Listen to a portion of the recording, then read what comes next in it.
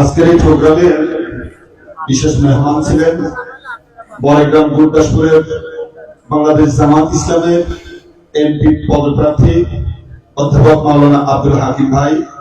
উনি দূরে যাওয়ার কারণে এখানে আসার সুযোগ পান নাই, তো তার পক্ষ থেকে আপনাদেরকে সালাম জানিয়েছেন এবং মাদ্রাসার উন্নয়নের জন্য ৫,০০০ টাকা দিয়েছেন। আল্লাহ পাক কবুল করুক, সকল বলি আল্লাহুম্মা আমিন। সম্মানিত তাওহীদি জনতা, এই পর্যায়ে আপনাদের সামনে পবিত্র কোরআন ও হাদিস থেকে আলোচনা করছেন আমাদের অত্যন্ত প্রতীক্ষিত, যার অপেক্ষা আমরা গভীর রাত্রি পর্যন্ত আছি। বাংলাদেশ নয়, শুধু ভারত থেকে আগত বিশিষ্ট ইসলামিক চিন্তাবিদ জনাব মাওলানা ব্রাদার রাহুল সাহেব, জনাব ব্রাদার রাহুল হুসাইন ভাই, বাংলাদেশের পক্ষ থেকে, নাটোর জেলার পক্ষ থেকে, শ্রীরামপুরের পক্ষ থেকে আমরা তাদের মোবারকবাদ জানাই। এরপর যারা আলোচনা করছেন মাওলানা ব্রাদার রাহুল হোসেন সাহেব। একটু বসে যান, আপনারা বসার জায়গা যেগুলো আছে কষ্ট করে বসে যান। ধন্যবাদ সবাই।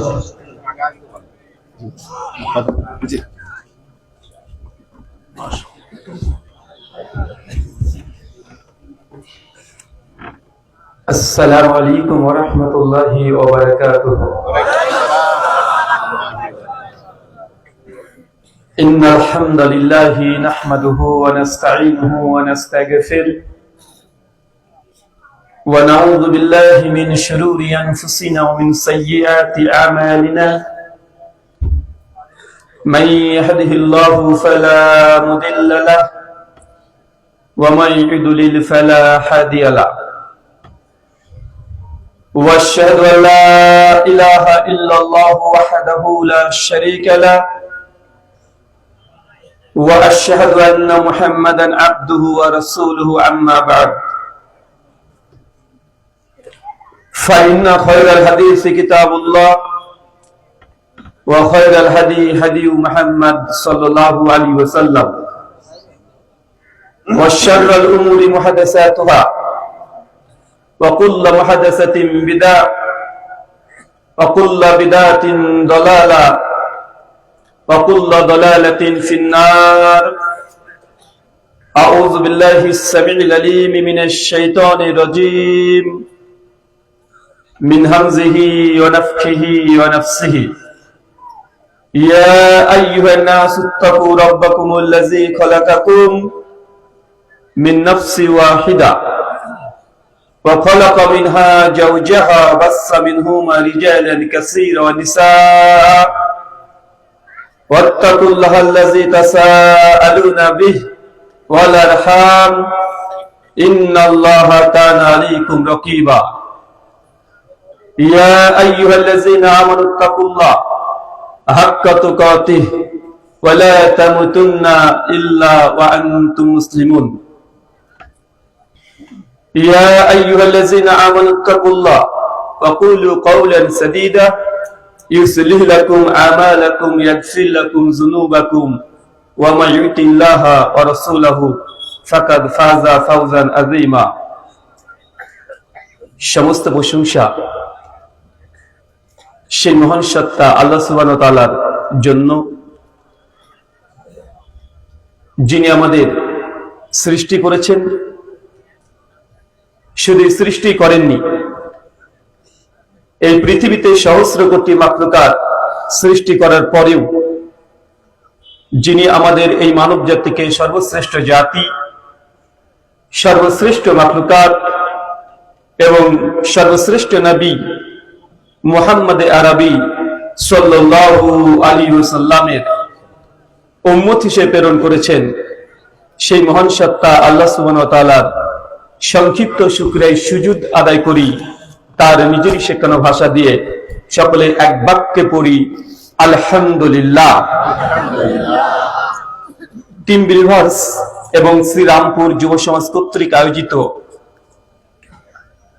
হাবিবাবাদ দারুন নাজাত নুরানি হাফেজিয়া মাদ্রাসা ও এতিমখানার উন্নতি কল্পে এবং পরিচালনায় আজ 11 নভেম্বর 2024 সোমবার আপনারা যে আলোচনা সভার আয়োজন করেছিলেন, মহান সত্তা আল্লাহ সুবহানাহু ওয়া তাআলা আপনাদের এই আলোচনা সভাটিকে কবুল করেছেন। এই জন্য আল্লাহ সুবহানাহু ওয়া তাআলার আরো একবার শুকরিয়া সুজুদ আদায় করি, সকলে পড়ি আলহামদুলিল্লাহ। মহান সত্তা আল্লাহ সুবহানাহু ওয়া তাআলার কাছে দোয়া, এই প্রার্থনা, আল্লাহ সুবহানাহু ওয়া তাআলা আমরা মানুষ, আমরা কম বেশি ছোট বড় ভুল ত্রুটি বিচ্যুতি গুনাহ পাপ অন্যায় করেই থাকি। আজকের এই আলোচনা সভার ওসিলায় আমাদের পেছনের ছোট ছোট গুনাহগুলোকে তুমি ক্ষমা করে দাও, সকলে পড়ি আমিন। মহান সত্তা আল্লাহ সুবহানাহু ওয়া তাআলার কাছে দোয়া, এই প্রার্থনা, আল্লাহ সুবহানাহু ওয়া তাআলা আজকের এই আলোচনা সভাটিকে সফল করার জন্য যারা সার্বিক দিক থেকে সাহায্য এবং সহযোগিতা করেছেন, তাদের প্রত্যেকের স্বতন্ত্র নাম ধরে শুকরিয়া আদায় করা সম্ভব নয়। তারপরেও আল্লাহ সুবহানাহু ওয়া তাআলা তাদের প্রত্যেকের তুমি নেক নিয়াত এবং নেক আমলগুলোকে কবুল করে নাও, সকলে পড়ি আমিন। সম্মানিত সুধী, বাদ মাগরিব থেকেই বিভিন্ন আলোচক তারা পবিত্র কোরআনুল কারীম এবং হাদিসে মুবারাকা থেকে অনেক গুরুত্বপূর্ণ আলোচনা আপনাদের সামনে পেশ করেছেন। আজকের এই আলোচনা সভার অন্তিম লগ্নে আপনাদের সামনে উপস্থিত হয়েছি কিছু কথা কোরআনুল কারীম এবং হাদিসে মুবারাকা থেকে বর্তমান প্রেক্ষাপটকে সামনে রেখে কিছু কথা বলার উদ্দেশ্যে। আজকে যে বিষয়ে গুরুত্বপূর্ণ আলোচনা হবে, আলোচ্য বিষয় রাসূলের আদর্শই জান্নাত। কি বললাম বলেন তো? আরো জোরে। রাসূল মুহাম্মদ সাল্লাল্লাহু আলাইহি ওয়াসাল্লামের আদর্শই জান্নাত। এটা যদি কোরআনের আলোকে আলোচনা করি, কোরআনের একটা আয়াতই যথেষ্ট। এবং আল্লাহ সুবহানাহু ওয়া তাআলা বারবার কমপক্ষে কোরআনুল কারীমের মধ্যে 20 খানা আয়াতের অধিক জায়গাতে একটা কথা বারবার ঘোষণা করছে, পৃষ্ঠায় পৃষ্ঠায়, ইয়া আইয়ুহাল্লাযিনা আমানু, হে বিশ্বাসীগণ, আতিউল্লাহ, আল্লাহর আনুগত্য করো, ওয়া আতি রাসূল, এবং রাসূলের অনুসরণ করো। দেখেন সূরা নিসা সূরা 4 আয়াত নম্বর 65, আয়াত নম্বর 80, আয়াত নম্বর 59, আয়াত নম্বর 69, সূরা নূর আয়াত নম্বর 24, আয়াত নম্বর 60, সূরা আহজাব আয়াত নম্বর 36, সূরা আলী ইমরান আয়াত নম্বর 31, 32, 132, সূরা মুহাম্মদ আয়াত নম্বর 33। বারবার আল্লাহ সুবহানাহু ওয়া তাআলা তাগিদ দিচ্ছে মুসলিমদেরকে, ইয়া আইয়ুহাল্লাযিনা আমানু, হে বিশ্বাসীগণ, যতটা বিশ্বাস ইতিপূর্বে করে নিয়েছো। আল্লাহ কি ইহুদি খ্রিস্টানকে বলছে? না, যারা অন্ততপক্ষে ঈমান নিয়ে চলে এসেছে। তারপর ঈমানদারকে বারবার আল্লাহ সুবহানাহু ওয়া তাআলা এটা বোঝানোর চেষ্টা করছে, আতিউল্লাহ, আমার নবী যা কিছু নিয়ে এসেছে একদম হুবহু তার আনুগত্য অনুকরণ করো। আতিউল্লাহ ওয়া আতিউর রাসূল, আল্লাহকে মানো, সঙ্গে রাসূলকেও মানো। তো এই আলোচনা কোরআনের এক আয়াত দিয়ে আমাদের যথেষ্ট মুসলিমদেরকে বোঝানোর জন্য যে না, প্রত্যেক মুসলমানের জন্য অলঙ্ঘনীয় দায়িত্ব যে তারা আল্লাহর রাসূলের আনুগত্য করবে, তাহলে আল্লাহ সুবহানাহু ওয়া তাআলা প্রত্যেক মুমিন ব্যক্তিকে জান্নাত দেবে। কোনো সন্দেহ আছে? কথা বলেন। কিন্তু এই কথাগুলো যদি একজন অমুসলিম হিন্দুর কাছে গিয়ে আপনি বলেন, ভাইজান দেখেন কোরআনে কি বলছে, কি বলছে, যে কোরআন বলছে আল্লাহকে মানতে হবে আর নবীর আনুগত্য করতে হবে, তবেই জান্নাত যাবেন, নচেত যেতে পারবেন না।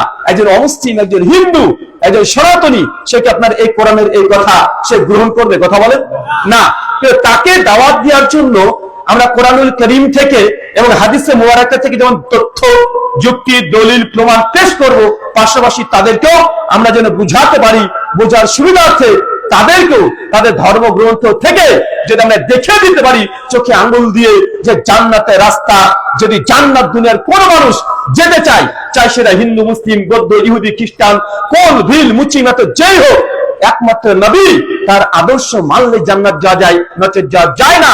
ভাইটা সহজ হবে না? চলেন, কোরআনুল কারীম থেকে 3টি আয়াত পাঠ করেছি, হাদিসে মুবারাকা থেকে একটা হাদিসে পাঠ করেছি। এখন অমুসলিমকে বুঝাবো কিভাবে যে আমাদের নবীর আদর্শে জান্নাত আছে? দুনিয়ার কোন মানুষ জান্নাতের রাস্তা দেখাতে পারে না, অনেকে দাবি করতে পারে। এই ব্যাপারে ভবিষ্য পুরাণ, হিন্দুদের 18 খানা মহাপুরাণ আছে, তবে ভবিষ্য পুরাণ 7 নম্বর পুরাণ। ভবিষ্য পুরাণ 25 পর 3, খণ্ড 3, অধ্যায় 3, শ্লোক 5 থেকে 8 এবং 26-27, টোটাল 27 খানা মন্ত্র আছে।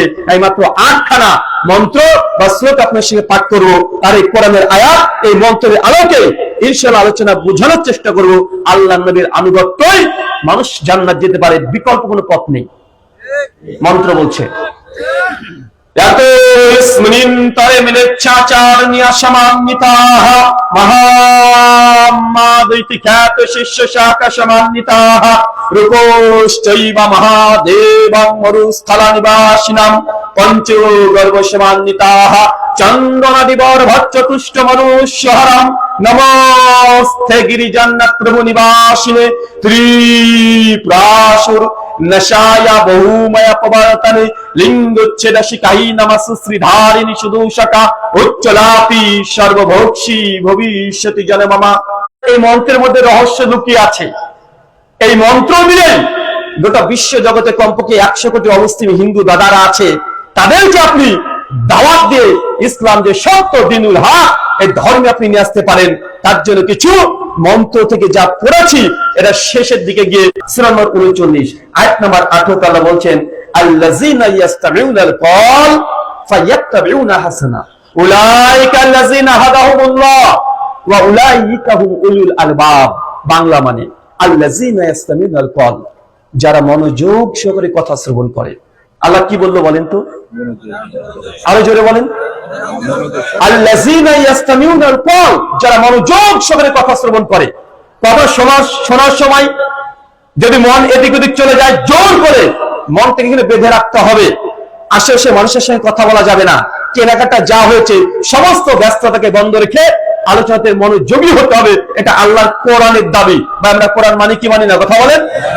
আল্লাহ সাদা বলছেন এটা আল্লাহর দাবি, আল্লাযিনা ইয়াস্তামিউনাল কওল, যারা মনোযোগ সহকারে কথা শ্রবণ করে। তারপরে কি করে, ফায়াত্তাবিউনা হাসানা, এই শোনার পরে যেটা সবচেয়ে উত্তম, আহসান, গুড, বেটার, বেস্ট, সবচেয়ে যেটা ভালো জিনিস, ভালো কথা আজ আলোচনা থেকে হবে। ফায়াত্তাবিউনা হাসানা, যারা অনুগত্য করবে, অনুসরণ করবে, গ্রহণ করে নিবে। আপনার বিরুদ্ধে হলেও যদি আহসান করে ভালো কথা পান, আপনাকে গ্রহণ করার মতো হৃদয় মন সব খোলা রাখতে হবে। রাজি তো ইনশাআল্লাহ? যদি আপনার বিরুদ্ধে যায়, যদি আপনার বাবার বিরুদ্ধে চলে যায়, যদি প্রতিবেশীর বিরুদ্ধে চলে যায়, মানতে রাজি তো? আল্লাহ কোরআনে বলছেন ফায়াত্তাবিউনা হাসানা, সবচেয়ে উত্তম যেটা সেটাকে গ্রহণ করতে হবে। এখন আপনি সাধারণ জনগণ, আপনি কিভাবে বুঝবেন উত্তম কোনটা? আমি একটা গজল করবো, এটাই কি উত্তম? আমি ভালো ভালো 2-4টে কথা বলবো, এটাই কি উত্তম? জি না। আমি যদি ব্যক্তিগত কোনো কথা বলি, আমার কথার 5 পয়সা মূল্য নেই। কিন্তু আমি যদি কোরআন বা হাদিস থেকে কথা বলি, এটাকে মানতে বাধ্য কি বাধ্য নয়? আল্লাহ বলছেন আহসানা, উত্তম জিনিস গ্রহণ করবে। উত্তমের ব্যাখ্যা স্বয়ং আল্লাহর নবী তিনি হাদিসে বলে গেছেন। সহিহ মুসলিম হাদিস নাম্বার 850 আল্লাহ নবী বলেন ফাইন্না খায়রাল হাদিসি কিতাবুল্লাহ, সবচাইতে উত্তম কথা খায়রাল হাদিসি কিতাবুল্লাহ, সবচেয়ে উত্তম কথা কার? আল্লাহ সুবহানাহু ওয়া তাআলা।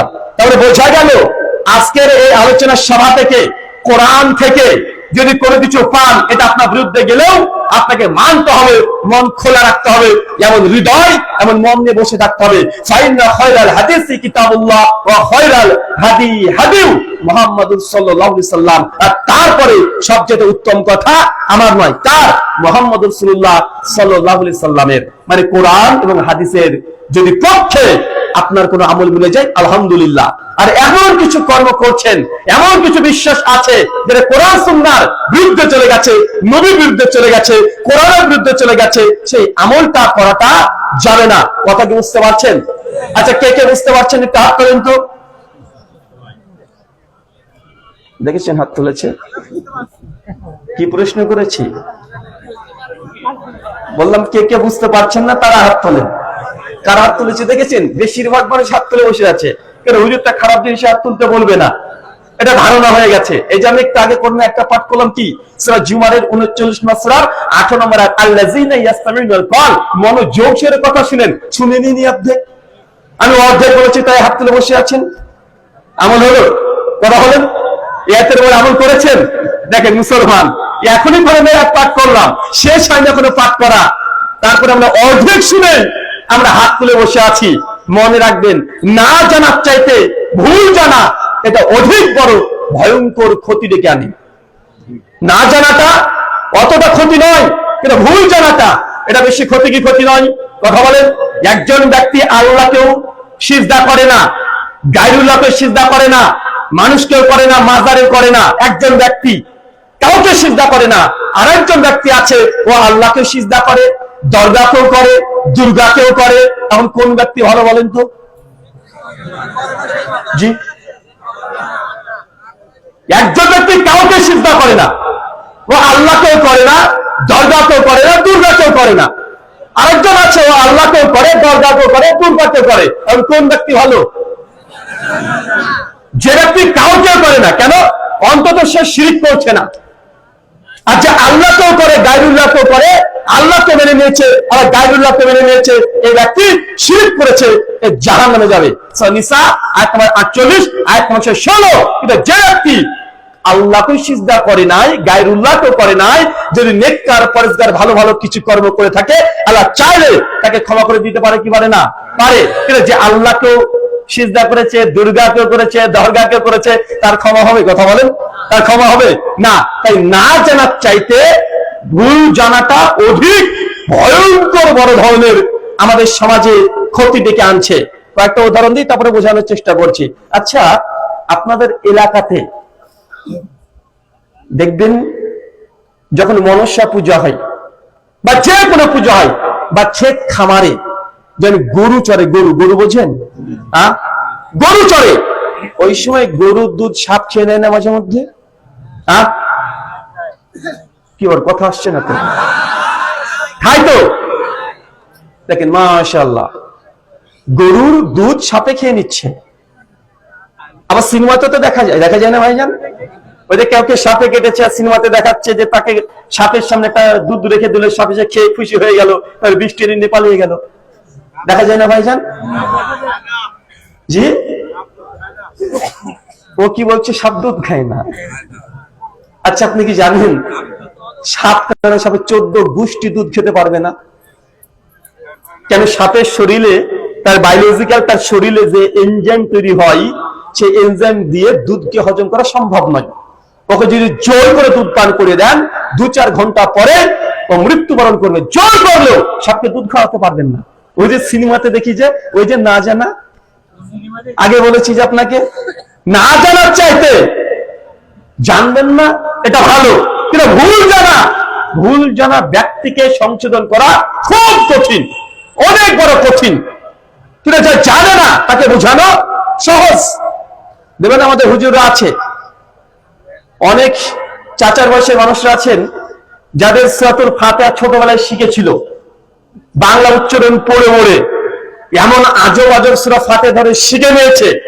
এখন যদি পৃথিবীর সবচেয়ে বড় কারিকে যদি বসিয়ে দেওয়া হয়, ওই চাচাকে সূরাতুল ফাতিহা বিশুদ্ধ হয়ে শিক্ষানোর জন্য, চাচার 14 গোষ্ঠী পার হয়ে যাবে। পারবে না? খুব পারবে? কথা বলেন। কিন্তু একজন জানেই না, ও সূরা ফাতিহা শিখেইনি, ওকে শেখান। ও যদি পড়তে নাও পারে, শুনে শুনে ও বিশুদ্ধ সূরাতুল ফাতিহা শিখতে পারবে কি পারবে না? পারবে। তাহলে বোঝা যাচ্ছে এটা যে না জানার চাইতে ভুল জানাটা এর বেশি ক্ষতিকর। আমাদের সমাজে এরকম অনেকগুলোই আছে। আরেকটা উদাহরণ দিই। আচ্ছা বলো তো, 14 ফেব্রুয়ারি কি? আরে জোরে বল রে ভাই। ভালোবাসা দিবস। কি দিবস? ভালোবাসা দিবস। আচ্ছা, ভালোবাসা দিবস 14 ফেব্রুয়ারি। ভালোবাসা দিবসের ইংলিশ ট্রান্সলেশন করলে কি হবে? Valentine day. কোন ডিকশনারিতে রে ভাই পৃথিবীর? ভালোবাসা দিবস ইংলিশ করলে হয় কি? লাভ ডে। কি হয় বলেন? কি হয়? ভালোবাসা দিবস মানে কি? ইংলিশ লাভ ডে, বা বিশ্ব ভালোবাসা দিবস, ইন্টারন্যাশনাল লাভ ডে। কিন্তু আপনার ভ্যালেন্টাইন ডে এর বাংলা অনুবাদ করছেন ভালোবাসা দিবস। কোথা থেকে? বুঝতে পারলাম না। ভ্যালেন্টাইন ডে এটা বাংলা অনুবাদ করছেন ভালোবাসা দিবস, কিন্তু আসলে ভালোবাসা দিবসের ইংরেজি করেন হবে লাভ ডে, বা ওয়ার্ল্ড লাভ ডে, বা ইন্টারন্যাশনাল লাভ ডে। এটা তো হওয়ার কথা, তাই না ভাইজান? কিন্তু ভালোবাসা দিবস বলে বাঙালিদের মধ্যে সুশীল সমাজরা প্রচার করে বোঝানোর চেষ্টা করছে 14ই ফেব্রুয়ারি বিশ্ব ভালোবাসা দিবস। এটা প্রচার করা হয় কি হয় না? এটা হয়। আসলে বিশ্ব ভালোবাসা দিবস নয়, এটা হচ্ছে বিশ্ব লুচ্চা দিবস। ভ্যালেন্টাইন ডের সঙ্গে ভালোবাসা দিবসের কোনো সম্পর্ক নেই, মানেটাও নেই। তারপরে বাঙালিরা, আমরা এটা বলছি কি বলছি না? ওই যে না জানার চাইতে বলেছি ভুল জানাটা বেশি ভয়ঙ্কর ক্ষতিকর। এরকম হাজার আপনার তথ্য যুক্তি প্রমাণ দেওয়া যাবে যে সমাজে আমরা জানি ভুল। আপনি একটু ধরে দিলেন, আপনি বুঝতে পারবেন। আচ্ছা বলেন তো, কোরআনে কতগুলো সূরা আছে? কতগুলো?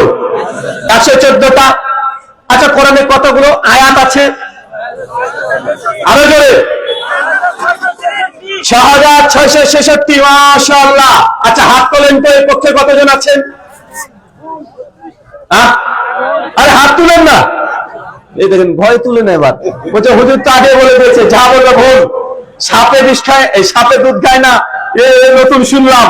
আপনি চেষ্টা করলেও পাতে পারবেন না। যারা বায়োলজি নিয়ে পড়াশোনা করেছে, যার ডাক্তার টাক্তার আছে, তাকে জিজ্ঞাসা করবেন, ও আপনাকে বলে দিবে সাপ কখনো দুধ খেতে পারে না। সিনেমাতে দেখায় কি, ওটা পানি খায় সাদা রং মিশে দিয়ে। আমাদের ইন্ডিয়াতে আজ থেকে 7 বছর আগে কিছু মেডিকেল ডাক্তাররা তারা আন্দোলন করেছিল একটা কুসংস্কারের বিরুদ্ধে। একটা সংস্থা আছে ইন্ডিয়াতে, তো তাদের বিভিন্ন কুসংস্কারের বিরুদ্ধে তারা কথোপকথন করে।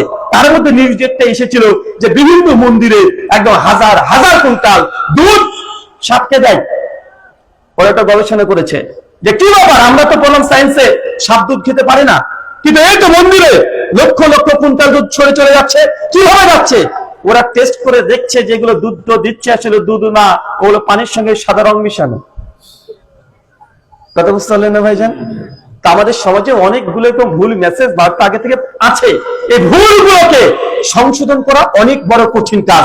যেমন একজন ব্যক্তি যদি অশুদ্ধভাবে কোরআন আগে শিখে নাই, তাহলে শুদ্ধভাবে কোন কিরাত শেখানো অনেক জটিল কঠিন কাজ। ঠিক একইভাবে সমাজে যত কুসংস্কার আছে এগুলো দূর করে সঠিক সুন্নাহ প্রতিষ্ঠা করা অনেক কঠিন টাফ বিষয়। আল্লাহ সুবহানাহু ওয়া তাআলা তুমি আমাদেরকে বোঝার তৌফিক দান করে, সকলে বলি আমিন। কোরআনে 6236টা আয়াত আছে, 6666 না। আজকে এই কোরআন মাজিদ আপনার আছে, বা আপনার বাবা যে কোরআন মাজিদ পড়ছিল ওই কোরআন মাজিদটাকে আজকে আপনি 10টা মিনিট সময় ব্যয় করে একটু ক্যালকুলেটর নিয়ে প্রত্যেক সূরাটাকে আপনি একটু আয়াতগুলোকে গণনা করবেন, 6666 পাবেন না। কতগুলো পাবেন? কথা বলেন। 6236। মানে আপনাকে বোঝানোর চেষ্টা করলাম, এতক্ষণ ধরে সময় ব্যয় করলাম যে সমাজে আমাদের মধ্যে অনেক ভুল মেসেজ আছে, কিন্তু আমরা সেটা জানি না। আল্লাহ সুবহানাহু ওয়া তাআলা আমাদের মিথ্যা থেকে সত্যের পথে আসার তৌফিক দান করো, সকলে পড়ি আমিন। সম্মানিত সুধী, আলোচ্য বিষয় মুহাম্মদ সাল্লাল্লাহু আলাইহি ওয়াসাল্লামের আনুগত্যে আদর্শেই জান্নাত। দুটো কথা মনে রাখেন। এবার আল্লাহ সুবহানাহু ওয়া তাআলা যুগে যুগে অজস্র নবী রাসূল পাঠিয়েছেন।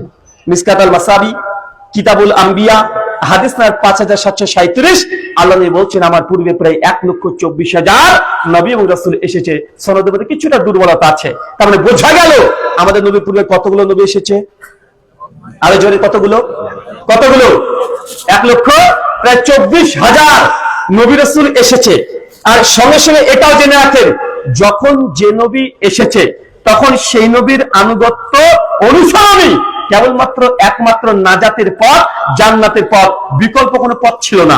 যেমন নবী মূসা আলাইহিস সালাম আসলেন, তো নবী মূসা আলাইহিস সালামকে মেনে সেই সঙ্গে মানুষকে জান্নাত যেতে হতো। যেমন নবী ঈসা আলাইহিস সালাম আসলেন, সেই সময় নবী ঈসা আলাইহিস সালামকে মেনে মানুষকে জান্নাত যেতে হতো। এখন কোন নবীর সময়? এখন কোন নবীর সময়? এখন মুহাম্মদ রাসূলুল্লাহ সাল্লাল্লাহু আলাইহি সাল্লামের সময়। এখন যদি কোনো মানুষ জান্নাত যেতে চায়, একজন ব্যক্তির আনুগত্য আদর্শে জান্নাত, তার নাম নবী মুহাম্মদ রাসূলুল্লাহ সাল্লাল্লাহু আলাইহি সাল্লাম। উদাহরণ একটা দিই, আপনাদের এর আগের প্রধানমন্ত্রী একজন ছিলেন, তার আগের একজন প্রধানমন্ত্রী ছিলেন, এখন আপনাদের অন্তর্বর্তী সরকার তিনি আছেন। এখন বাংলাদেশের কোনো ব্যক্তি যদি উঠে বলে যে আমি এই সরকারকে মানি না, ভাই সে ক্রাইম করলো না? ও যদি বলে পূর্বের সরকার যে আছে তাকে মানি, এটা ক্রাইম না? ক্রাইম। ঠিক একই ভাবে এখন কেউ যদি বলে যে আমরা মুহাম্মদ সাল্লাল্লাহু আলাইহি ওয়াসাল্লামের সময় বুঝলাম কিন্তু নবীকে মানি না, আমরা মানবো ঈসা নবীকে, ভাই সে গোমরাহ পথভ্রষ্ট না? কিছু সমাজে আছে না ভাইজান, অনেকে বলে, যারা খ্রিস্টানদের মধ্যে আছে তারা বলে আমরা যিশুকে মানি, আমরা ঈসাকে মানি, আমরা প্রফেট মোহাম্মদকে মানি না। আবার অনেকে বলে যে আমরা মোহাম্মদকে বিশ্বাস করি, কিন্তু আমরা ঈসা নবীর উম্মত বা সমাজে আছে না নাই? আছে না নাই? আছে। তার মানে বোঝা গেল যখন যে নবীর সময় তার আনুগত্য, তার আদর্শে জান্নাত, এছাড়া কোন দ্বিতীয় কোন পথ বা রাস্তা নেই। আল্লাহ সুবহানাহু ওয়া তাআলা এই পয়েন্টটা বোঝার তৌফিক দান করো, সকলে পড়ি আমিন। আমি আস্তে আস্তে আপনার বোঝানোর চেষ্টা করছি, বুঝতে থাকেন, একটা একটা ধাপিতে উঠতে থাকলে ইনশাআল্লাহ আপনি বুঝে নেবেন যে রাসূলের আদর্শ কত বড় মূল্যবান জিনিস। সহিহ বুখারী 1594 নম্বর হাদিস। ওমর ইবনুল খাত্তাব রাদিয়াল্লাহু তাআলা আনহু একদিন হাতে লাঠি নিয়েছেন। কি বলেন তো? লাঠি নিয়েছেন। লাঠি নিয়ে হাজরে আসওয়াদ, হাজরে আসওয়াদ বোঝেন? কাবা শরীফ আছে, তার পাশে হাজরে আসওয়াদ লাগানো আছে দেওয়ালে। আর ওমর ইবনুল খাত্তাব রাদিয়াল্লাহু তাআলা আনহু গিয়ে হাজরে আসওয়াদকে এইভাবে চুখাচ্ছে, এইভাবে তাই ঠেকাচ্ছে, আর হাজরে আসওয়াদকে উল্লেখ করে বলছে যে হাজরে আসওয়াদ, তুই আমার কল্যাণও করতে পারিস না, আবার ক্ষতিও করতে পারিস না। তোকে যে চুম্বন দিলাম, তুই ভাবিস না তোর সম্মানের জন্য, তোকে এই জন্য চুম্বন দিয়েছি যে আমার নবী মুহাম্মদ রাসূলুল্লাহ সাল্লাল্লাহু আলাইহি সাল্লাম তিনি চুম্বন করেছেন, এই জন্য তোকে চুম্বন দিলাম। তুই আমার কল্যাণও করতে পারিস না, ভালোই করতে পারিস না। মানে সাহাবীদের মধ্যে নবীকে মানার জজবা দেখেছেন। সহিহ বুখারী হাদিস নাম্বার 2552। আল্লাহ নবী বলছেন, আনাস বিন মালিক রাদিয়াল্লাহু তাআলা আনহু রাসূলের প্রায় 10 থেকে 12 বছর খাদেম ছিলেন। আনাস বিন মালিক বলছেন, একদিন রাসূল সাল্লাল্লাহু আলাইহি ওয়াসাল্লামের সঙ্গে একটা দাওয়াত পেলাম।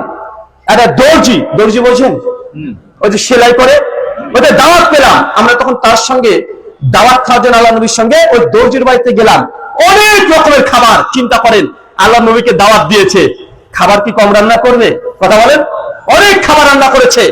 আনাস বিন মালিক বলছেন যে আল্লাহ নবীকে আমি দেখলাম তিনি সমস্ত খাবারগুলোকে সরিয়ে দিয়ে মাংসের মধ্যে কিছু লাউ, কদু রান্না করেছে, আর আল্লাহ নবী আলাইহিস সালাম মাংসকে সরিয়ে দিয়ে ওই কদু তুলে তুলে তিনি খাচ্ছেন। আমি আনাস বিন মালিক সেটা দেখে আমি ওই পাত্রে চুবিয়ে আমি মাংস সরিয়ে দিয়ে আমি লাউ টুকরাকে আমি খাচ্ছিলাম। সেই দিন থেকে সবচেয়ে প্রিয় খাবার আমার লাউ। এটা কার কথা বলেন তো ভাইজান? আনাস বিন মালিকের কথা। আমার প্রশ্ন, আল্লাহ নবীকে সাহাবীরা এত ভাবে আনুগত্য করত, অনুসরণ করত, কে কি খাবেটা তার নিজস্ব পার্সোনাল ম্যাটার। যতক্ষণ না নবী হারাম করছে, যে কোনো খাবার আপনার রুচিতে নাও ভালো লাগতে পারে, খারাপ লাগতে পারে, কিন্তু আনাস বিন মালিক বলছে আমি আমার নবীকে দেখেছি তিনি লাউ খেতে, কদু খেতে, সেই দিন থেকে আমি লাউ এই খাবারকে সব চাইতে আমি স্পেশাল ভাবে আমার জন্য গ্রহণ করে নিয়েছি। এরকম অনুগত্য করা যাবে? করা যাবে তো ইনশাআল্লাহ। নবী যতটুকু দিয়েছে আমরা ততটুকু খুশি থাকবো তো ইনশাআল্লাহ। নবী যা দেয় নাই, যতই ভালো হোক না কেন, যতই সেটা ভালো হোক না কেন, ভালো মনে হতে পারে, সোনার চাইতে সিটি গোল্ড দেখতে ভালো কি ভালো নয়? সোনার চাইতে সিটি গোল্ড, এটা অনেক দর্শনকারী হয় কি হয় না? হয়। সোনা Sonai, city gold city gold. তারপরে আপনাকে আগে থেকে হৃদয়কে ক্লিয়ার রাখেন যে আমার নবী যা দিয়েছে এতটুকুই খুশি থাকতে হবে। অতিরিক্ত কোনো কিছু যদি করি এটা কল্যাণ আনতে পারে না, বরং এটা ক্ষতি হতে পারে। একটা উদাহরণ দিলে আপনি বুঝতে পারবেন। ভাই বলেন তো, প্রতিদিন আপনারা কত রাকাত নামাজ পড়েন? ফরজ আরো জোরে 17 রাকাত। চাচা শুক্রবারে কত রাকাত? 2 রাকাত। তো টোটাল কত হলো শুক্রবারের দিন? 15 রাকাত। এখন কোন ব্যক্তি যদি বলে ভাইজান নামাজ পড়া তো ভালো কাজ, কি একজন বললো যে নামাজ পড়া তো ভালো কাজ, চলেন আজকে জুমার দিন আমরা 2 রাকাত নয় 4 রাকাত নামাজ পড়াবো। ভাই তার পেছনে নামাজ পড়বেন কে কে? একটু হাত তোলেন তো। কেউ বলবেন না? কেন? নামাজ পড়া ভালো কাজ না? কথা বলেন, নামাজ পড়া ভালো কাজ তো। অনেক মানুষের ধারণা এইটা, আরে ভালো কাজ, কোরআনের এই তো কি হয়েছে, হাদিসের এই তো কি হয়েছে, ভালো কাজ করলে ক্ষতি কি? এটা আমরা নিজেরা যুক্তি তৈরি করে নিয়েছি। এটা ভালো ইবাদত, আপনি জানেন যে নামাজ পড়া ভালো কাজ, নিজের ইচ্ছা মতো যে নামাজ পড়েন আল্লাহ কবুল করবে। আপনি জানেন কুরবানি করা ভালো কাজ, কিন্তু এখনই যদি মনে করেন কুরবানি করা ভালো কাজ, আগামীকাল আমরা কুরবানিটা জবাই করে দেব, আল্লাহ কুরবানি গ্রহণ করবে। ফিতরা দেওয়া ভালো কাজ, কেউ যদি মনে করে ফিতরা দেওয়া তো ভালোই কাজ, চলেন আমি এখনই ফিতরাটা আদায় করে নেব, বা রমজান মাসের প্রথম রোজার দিনে এই ফিতরা আদায় করে নেব, বা তার ফিতরা গ্রহণ হবে না। তাহলে বোঝা যাচ্ছে ইসলামী সিস্টেম আল্লাহ নবী যতটুকু দিয়েছে ততটুকু খুশি থাকতে হবে। সূরা হাসর সূরা নম্বর 59 আয়াত নম্বর 7 আল্লাহ বলছেন, মা আতাকুমুর রাসূলু ফাকুযুহু ওয়া মা নাহাকুম আনহু ফান্তাহু। আমার নবী তোমাদের যতটুকু দিয়েছে ততটুকু গ্রহণ করে নাও, যা দেয় নাই তা বর্জন করে দাও। জানি নামাজ পড়া ভালো কাজ, এটাকে জুমার নামাজ 2 রাকাতের জায়গায় 4 রাকাত পড়লে নেকি হবে না গুনাহ হবে? তাহলে বোঝা গেল নামাজ পড়লে গুনাহ হয়। কোন সময়? নবীর আনুগত্য না করলে, নবীর আদর্শকে বর্জন করে দিয়ে নিজের নাফসের মতো যদি আপনি আনুগত্য করতে চান, 2 রাকাতের জায়গায় 4 রাকাত করতে যান, নামাজ তো বাতিল, তো বাতিল, গুনাহ হবে, পাপ হবে, ফেরেশতা কবরে দুমদাম 4-6 মারতেও পারে। আপনাদের এই ভুল ধারণাকে দূর করতে হবে। কে কোন জিকির দিয়েছে কখনো জিজ্ঞাসা করলেন না? করে না আছে না নাই? হাদিসে আছে না নাই? বা এমন আছে না নাই? কথা বলেন। আপনি কোরআন সুন্নাহ দেখতে হবে যে আমার নবী তিনি জিকির করেছে কিনা। সাহাবারা বলতে আনুমরা এই জিকির করেছে কি করে নাই। আপনি মনে করেন জিকির করা ভালো কাজ, কেউ অবিশ্বাস করে না। কোরআন হাদিসে হাজার হাজার জিকির আছে, জিকিরের ফজিলত আছে, কিন্তু আপনি যদি নিজের মন করে একটা ব্যাখ্যা করে একটা নির্দিষ্ট সময়কে নিয়ে নিয়ে নিজে নিজে আপনি ইচ্ছা মতো এতবার জিকির করতে শুরু করে দেন, নেকি হবে না গুনাহ হবে? ওই যে 4 রাকাত নামাজ জুমার দিনে পড়লে গুনাহ হয়, মাগরিবের নামাজ 3 রাকাত ফরজ, কেউ যদি 4 রাকাত পড়তে চায় নামাজ ভালো কাজ, তারপরে 1 রাকাত বাড়িয়েছেন, আল্লাহকে সিজদা দিচ্ছেন, তারপরে গুনাহ হবে। কিন্তু অনেক মানুষ আমরা এটা বুঝি না, আমরা নিজের অন্তরে না এটা ভালো কাজ। কোরআন সুন্নাহ দেখার কি দরকার বাবু? কেন আমাকে কোরআন সুন্নাহ দেখতে হবে? কেন আমি এটা দেখবো? ভাই এমন আছে না সমাজে? আছে। আল্লাহ এই শ্রেণীর মানুষের জন্য কোরআনে একটা আয়াত অবতীর্ণ করেছেন। কি বলছেন?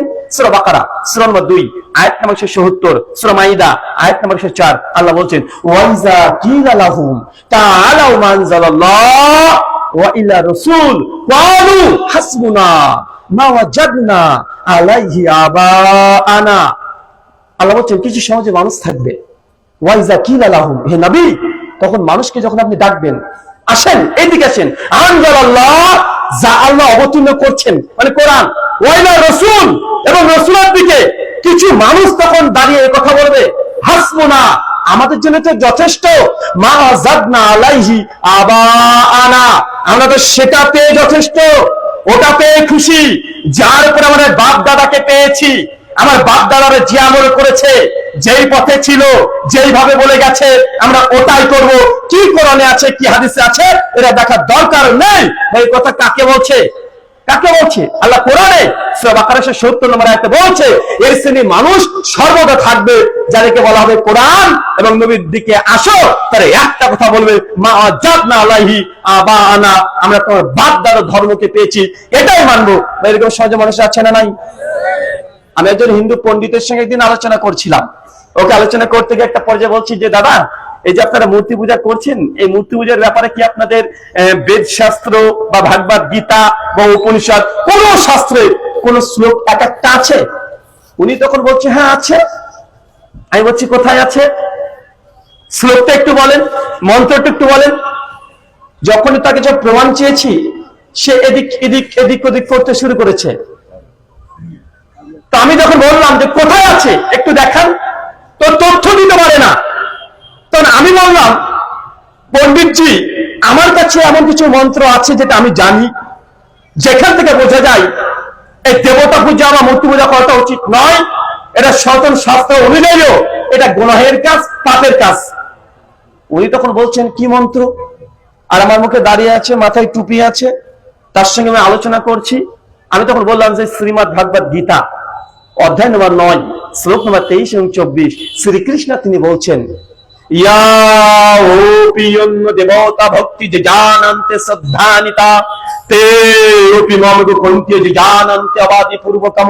ইয়াপি হে অর্জুন, ইয়া ওপি অন্য দেবতা যারা এক স্রষ্টাকে ছেড়ে দিয়ে অন্য দেবতা অন্য দেবতার পুজো করে, অর্চনা করে, ইবাদত করে, সে কখনো তার ইবাদত এই কর্ম কখনোই তার ইবাদত এই কর্ম এই পুজো এই অর্চনা এই অঞ্জলি স্রষ্টা কখনো গ্রহণ করবে না। তো আপনি তো স্রষ্টাকে ছেড়ে দিয়ে বিভিন্ন দেব দেবতার পুজো করছেন। যেটা বলছে আপনার এই উপাসনা ঈশ্বর গ্রহণ করবে না, আপনি নাজাত সালভেশন পরিত্রাণ আপনি পাবেন না, তারপরে কেন করছেন? উনি তখন বলছেন যে দেখুন দাদা, আসলে এই মন্ত্রগুলো আমরা জানি না তা না, এগুলো আমরাও জানি। আচ্ছা আপনি জানেন তারপরে করেন? উনি বলছেন যে আসলে এই মূর্তি পূজা বা এগুলো এটা পূর্বপুরুষ ধরে চলে আসছে, আমরা বাপ দাদা পুরুষ ধরে করে আসছি, এতগুলো দেব দেবতা পূজা করছি। এই কথায় 1400 বছর আগে আল্লাহ নবীকে কাফেররা বলেছিল, বলেছে কি বলে নাই? কথা বলেন, বলেছে কি বলে নাই? নবী যখন বলছে, নবী ইব্রাহিমের ঘটনা কোরআনে নকল করা হয়েছে সূরা আম্বিয়ার 51, 52, 53, 54 নম্বর আয়াতে। ইব্রাহিম নবী তার পিতাকে গিয়ে কোমল কণ্ঠে বলছে, ইয়া আবাতি, হে আমার পিতা। কত কোমল কণ্ঠে! তুমি কার পূজা করছো? এ কথা বলতে পারে না, দেখতে পায় না, শুনতে পায় না, তাদের মশা মাছি পড়লে সে প্রতিরোধ করতে পারে না, কার পূজা করছো? তার বাপের কাছে কোনো উত্তর ছিল না, একটাই কথা বলেছে, এটা তো আমার বাপ দাদাকে করতে দেখেছি। প্রত্যেক বাতিলের যেখানে দলিল নেই সেখানে একটা দলিল ব্যবহার করে, যে কোনো জায়গায় দেখবেন যে আমার বাপ দাদা পুরুষ ধরে করে আসছি, এটাই দলিল। ভাই সমাজে আছে না নাই? কথা বলেন, আছে না ভাইজান?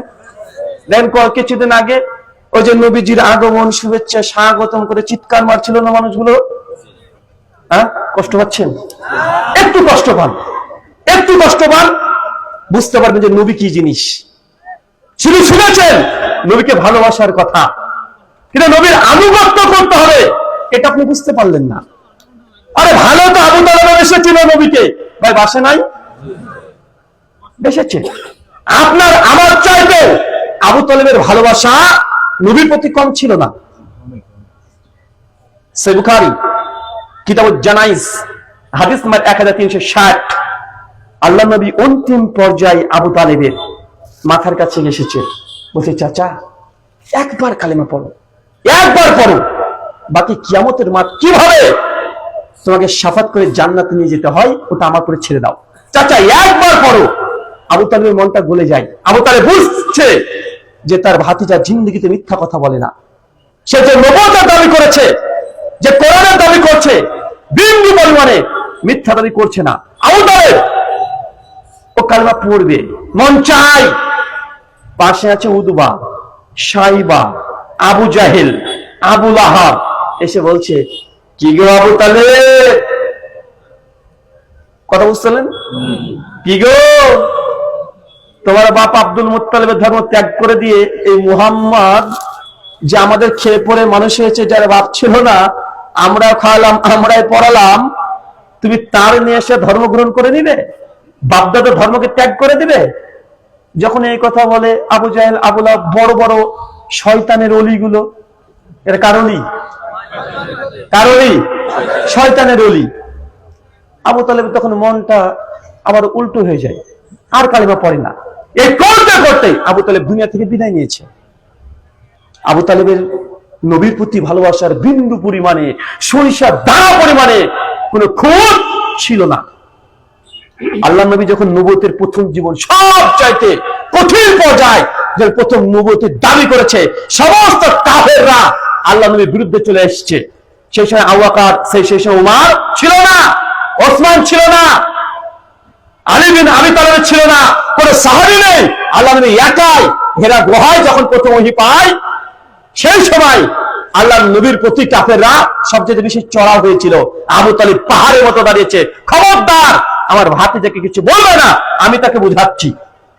ভাই এই হাদিস জানেন না, এই ইতিহাস জানেন না? সেই সময় প্রাচীরের মতো কে দাঁড়িয়েছিল? দুইজন, এক আবু তালেব, একজন খাদিজা রাদিয়াল্লাহু তাআলা আনহা, দুইজন আল্লাহ নবীকে প্রোটেকশন দিয়েছে, গায়ে একটা আঁচড় দিতে দেয় নাই, এ হচ্ছে আবু তালেব। কিন্তু আল্লাহ নবীর এই জবান দিয়ে তিনি কি বলছেন জানেন? সে মুসলিম কিতাবুল ঈমান বাব শাফাতুন নবী হাদিস নাম্বার 398, আল্লাহ নবী বলছেন যে আমার চাচাকে জাহান্নামে নিক্ষেপ করা হবে, তাকে জাহান্নামের আযাব দেওয়া হবে। শুধু পার্থক্য এতটাই, তার পায়ের নিচে জাহান্নামের আঙ্গার পাথর রাখা হবে, দাও দাও করে জ্বলবে, আর আমার চাচার এই মগজ টকবক করে ফুটবে। এটা হচ্ছে আবু তালেব জাহান্নামী। সব চাইতে যে ব্যক্তি নিচু শাস্তি হবে, কম শাস্তি হবে নবীর চাচা, যে নবীকে সবচেয়ে ভালোবাসতো, তারও শাস্তি। নবীকে ভালোবাসার পরেও জাহান্নাম থেকে নিরাপদ থাকতে পেরেছে? কিন্তু আমাদের কি 350 জর্দা দিয়ে পান খেয়ে 3 তলা টুপি পরে দিয়ে গোড়াল নিচে কাপড় দিয়ে নবীজির আগমন শুভেচ্ছা স্বাগতম করে চিৎকার মারছি। আর যারা বলছে নবীজির ঈদে মিলাদুন্নবী পালন করা যাবে না, এরা লাহাবি, এরা ওয়াহাবি, এরা খারেজি, রাফেজি, মুতাজিলা, গরজিলা, কত কি ফতোয়া চলে আসছে না ভাইজান? আসছে না? কত কি চলে আসছে। ওরা মনে করেছে শুধুমাত্র নবীকে মুখে ভালোবাসার দাবি করলে জান্নাত। জি না, নবীকে অবশ্যই ভালোবাসতে হবে, কিন্তু ভালোবাসা দেখে দিতে হবে সাহাবীদের মতো আমলে। কিসের কথা বলেন? আরে নবী লাউ খেতে ভালোবাসতেন, সাহাবী সে লাউ খেতে পছন্দ করছে, এটা রুচির ব্যাপার। ওমর বিন খাত্তাব বলছে, হযরত আসওয়া উপকার করতে পারে না, ক্ষতিও করতে পারে না, তবে চুম্বন দিলাম, আমার নবী দিয়েছে, নবী যদি না দিত হযরত আসওয়া তোমাকে চুম্বন দিতাম না। এটা হচ্ছে ভালোবাসা, এটা হচ্ছে আনুগত্য করা, এটাই হচ্ছে আল্লাহ নবীর প্রতি সম্মান। ইসলামের মধ্যে সবচাইতে অমুসলিমরা আদর্শ দিকে পাগল হয়ে গিয়েছিল। যেমন একটা হাদিস বলে আপনাকে, সহিহ বুখারী 2731 নম্বর হাদিস, হুদাইবিয়ার সন্ধির কথা মনে আছে? কার কার মনে আছে? একটু হাত তোলেন তো। মাশাআল্লাহ, আলহামদুলিল্লাহ, হাত নামিয়ে নেন। ভাই আমার আলোচনাতে আমি আগে বলেছি গজল পাবেন না, সুর পাবেন না, কোরআন সুন্নাহ থেকে কাটা কাটা কিছু কথা পাবেন, যেটা দিয়ে আপনি ইসলামটাকে কিভাবে বুঝবেন এটাকে আপনাকে বোঝাতে এসেছি। আমি জানি সুদ খাওয়া হারাম, এটা আপনি জানেন। জামে তিরমিজি 2428 নম্বর হাদিস, নবী বলেছে কেউ যদি জেনে বুঝে 1 টাকা সুদ খায়, মায়ের সঙ্গে জিনা করলে যে পাপ, আপনি ওই লেভেলে পাপ করছেন। এরপরেও যদি আপনি সুদ খান, তো মায়ের সঙ্গে জিনা করতে চাইলে আমি কি করব? আপনি খান। আপনি হাদিস বারবার শুনেছেন, মান তারাকা সালাতা মুতাম্মাদান ফাকাদ কাফারা, যে ব্যক্তি ইচ্ছাকৃত নামাজকে ছেড়ে দেয় ফাকাদ কাফারা, এই ব্যক্তি কুফরি করলো, কাফের হয়ে গেল। এটা নবীর জবানের কথা। সহিহ মুসলিম 253 নম্বর হাদিস। কেমন কাফের? হাদিসের মধ্যে আসছে, মুসনাদ আহমদ 17102 নম্বর হাদিস, আল্লাহ নবী বলছেন যে দুনিয়াতে সালাত ত্যাগ করে দিয়েছে, সে কিয়ামতের মাঠে উঠবে ফেরাউনের সঙ্গে। কার সঙ্গে? মানে আপনি যে কোন কোয়ালিটির কাফের, হাদিসে স্পষ্ট বর্ণনা আসছে। আল্লাহ কোরআনে বলেছে সূরা বানী ইসরাঈল 17 আয়াত নম্বর 71, ইয়াউমা নাদু কুল্লা উনাসিন বিইমামিহিম, সেই দিন কিয়ামতের সংকটময় সময় প্রত্যেক মানুষ নিজ নিজ নেতার সঙ্গে উঠবে। নেতা থাকবে আগে আর পেছনে থাকবে তার অনুসারীরা। এখন আপনি সালাত আদায় করেননি, আপনার ইমামকে, আপনার ইমামকে ফেরাউন। আপনি দুনিয়াতে যাকে নেতা মেনেছেন, কিয়ামতের মাঠে তার পেছনে উঠবেন। আপনি যদি এখন মেসি আর কি কি যেন আছে, অত নাম জানি না, ইন্ডিয়ার কয়েকটা নায়কের নাম জানি, শাহরুখ খান, সালমান খান, ফারদিন খান, এই খানকে যদি আনুগত্য করেন, কিয়ামতের মাঠে শাহরুখ খান দাড়ি চাচা তার পেছনে উঠবেন। সেদিন অ্যাক্টিং করেন, দেবদাসের মতো পাগলে পড়ে থাকবেন। সেদিন বুঝবেন কিয়ামত কত ভয়ঙ্কর জিনিস। আল্লাহ কোরআনে বলছে ইয়াউমা নাদু কুল্লা উনাসিন বিইমামিহিম, সেই দিন কিয়ামতের সময় প্রত্যেক মানুষ দুনিয়াতে যাকে যাকে আদর্শ মনে করেছে, শেষে তার পেছনেই কিয়ামত সংঘটিত হবে। নামাজ পরিত্যাগ করেছেন, আল্লাহ নবী বলছেন ওর হাসর হবে ফেরাউনের সঙ্গে। এই হাদিস বারবার শুনেছেন, কতবার শুনেছেন, আরবিতে শুনেছেন, উর্দু, ইংলিশ, বাংলা, বক্তারা কত কোয়ালিটি করে বলেছে, সুর দিয়ে বলেছে, নরমাল ভাষায় বলেছে, পৃষ্ঠা নাম্বার দিয়ে বলেছে, হাদিস নাম্বার দিয়ে বলেছে, লাইন নাম্বার দিয়ে বলেছে, কত কি হয়ে বললো। তারপরে সমাজে এখন পর্যন্ত ফজরে দেখেন 12 জন আমার হয়তো না বেশি বললাম, 12 জন, 14 জন, 20 জন বা এরকম আছে না? নাই কথা বলে। আপনি জানেন না শরীয়তের আমল, আমি বিশ্বাস করি না। অনেক ক্ষেত্রে আপনি আমার চাইতে বেশি জানেন। আপনি জানেন যে আপনার বাপ যদি মারা যায়, ওই সম্পত্তির মালিক যেমন আপনি, আপনার বোন ও একটা অংশ পাবে। আপনি যদি না দেন আমি কি করতে পারি?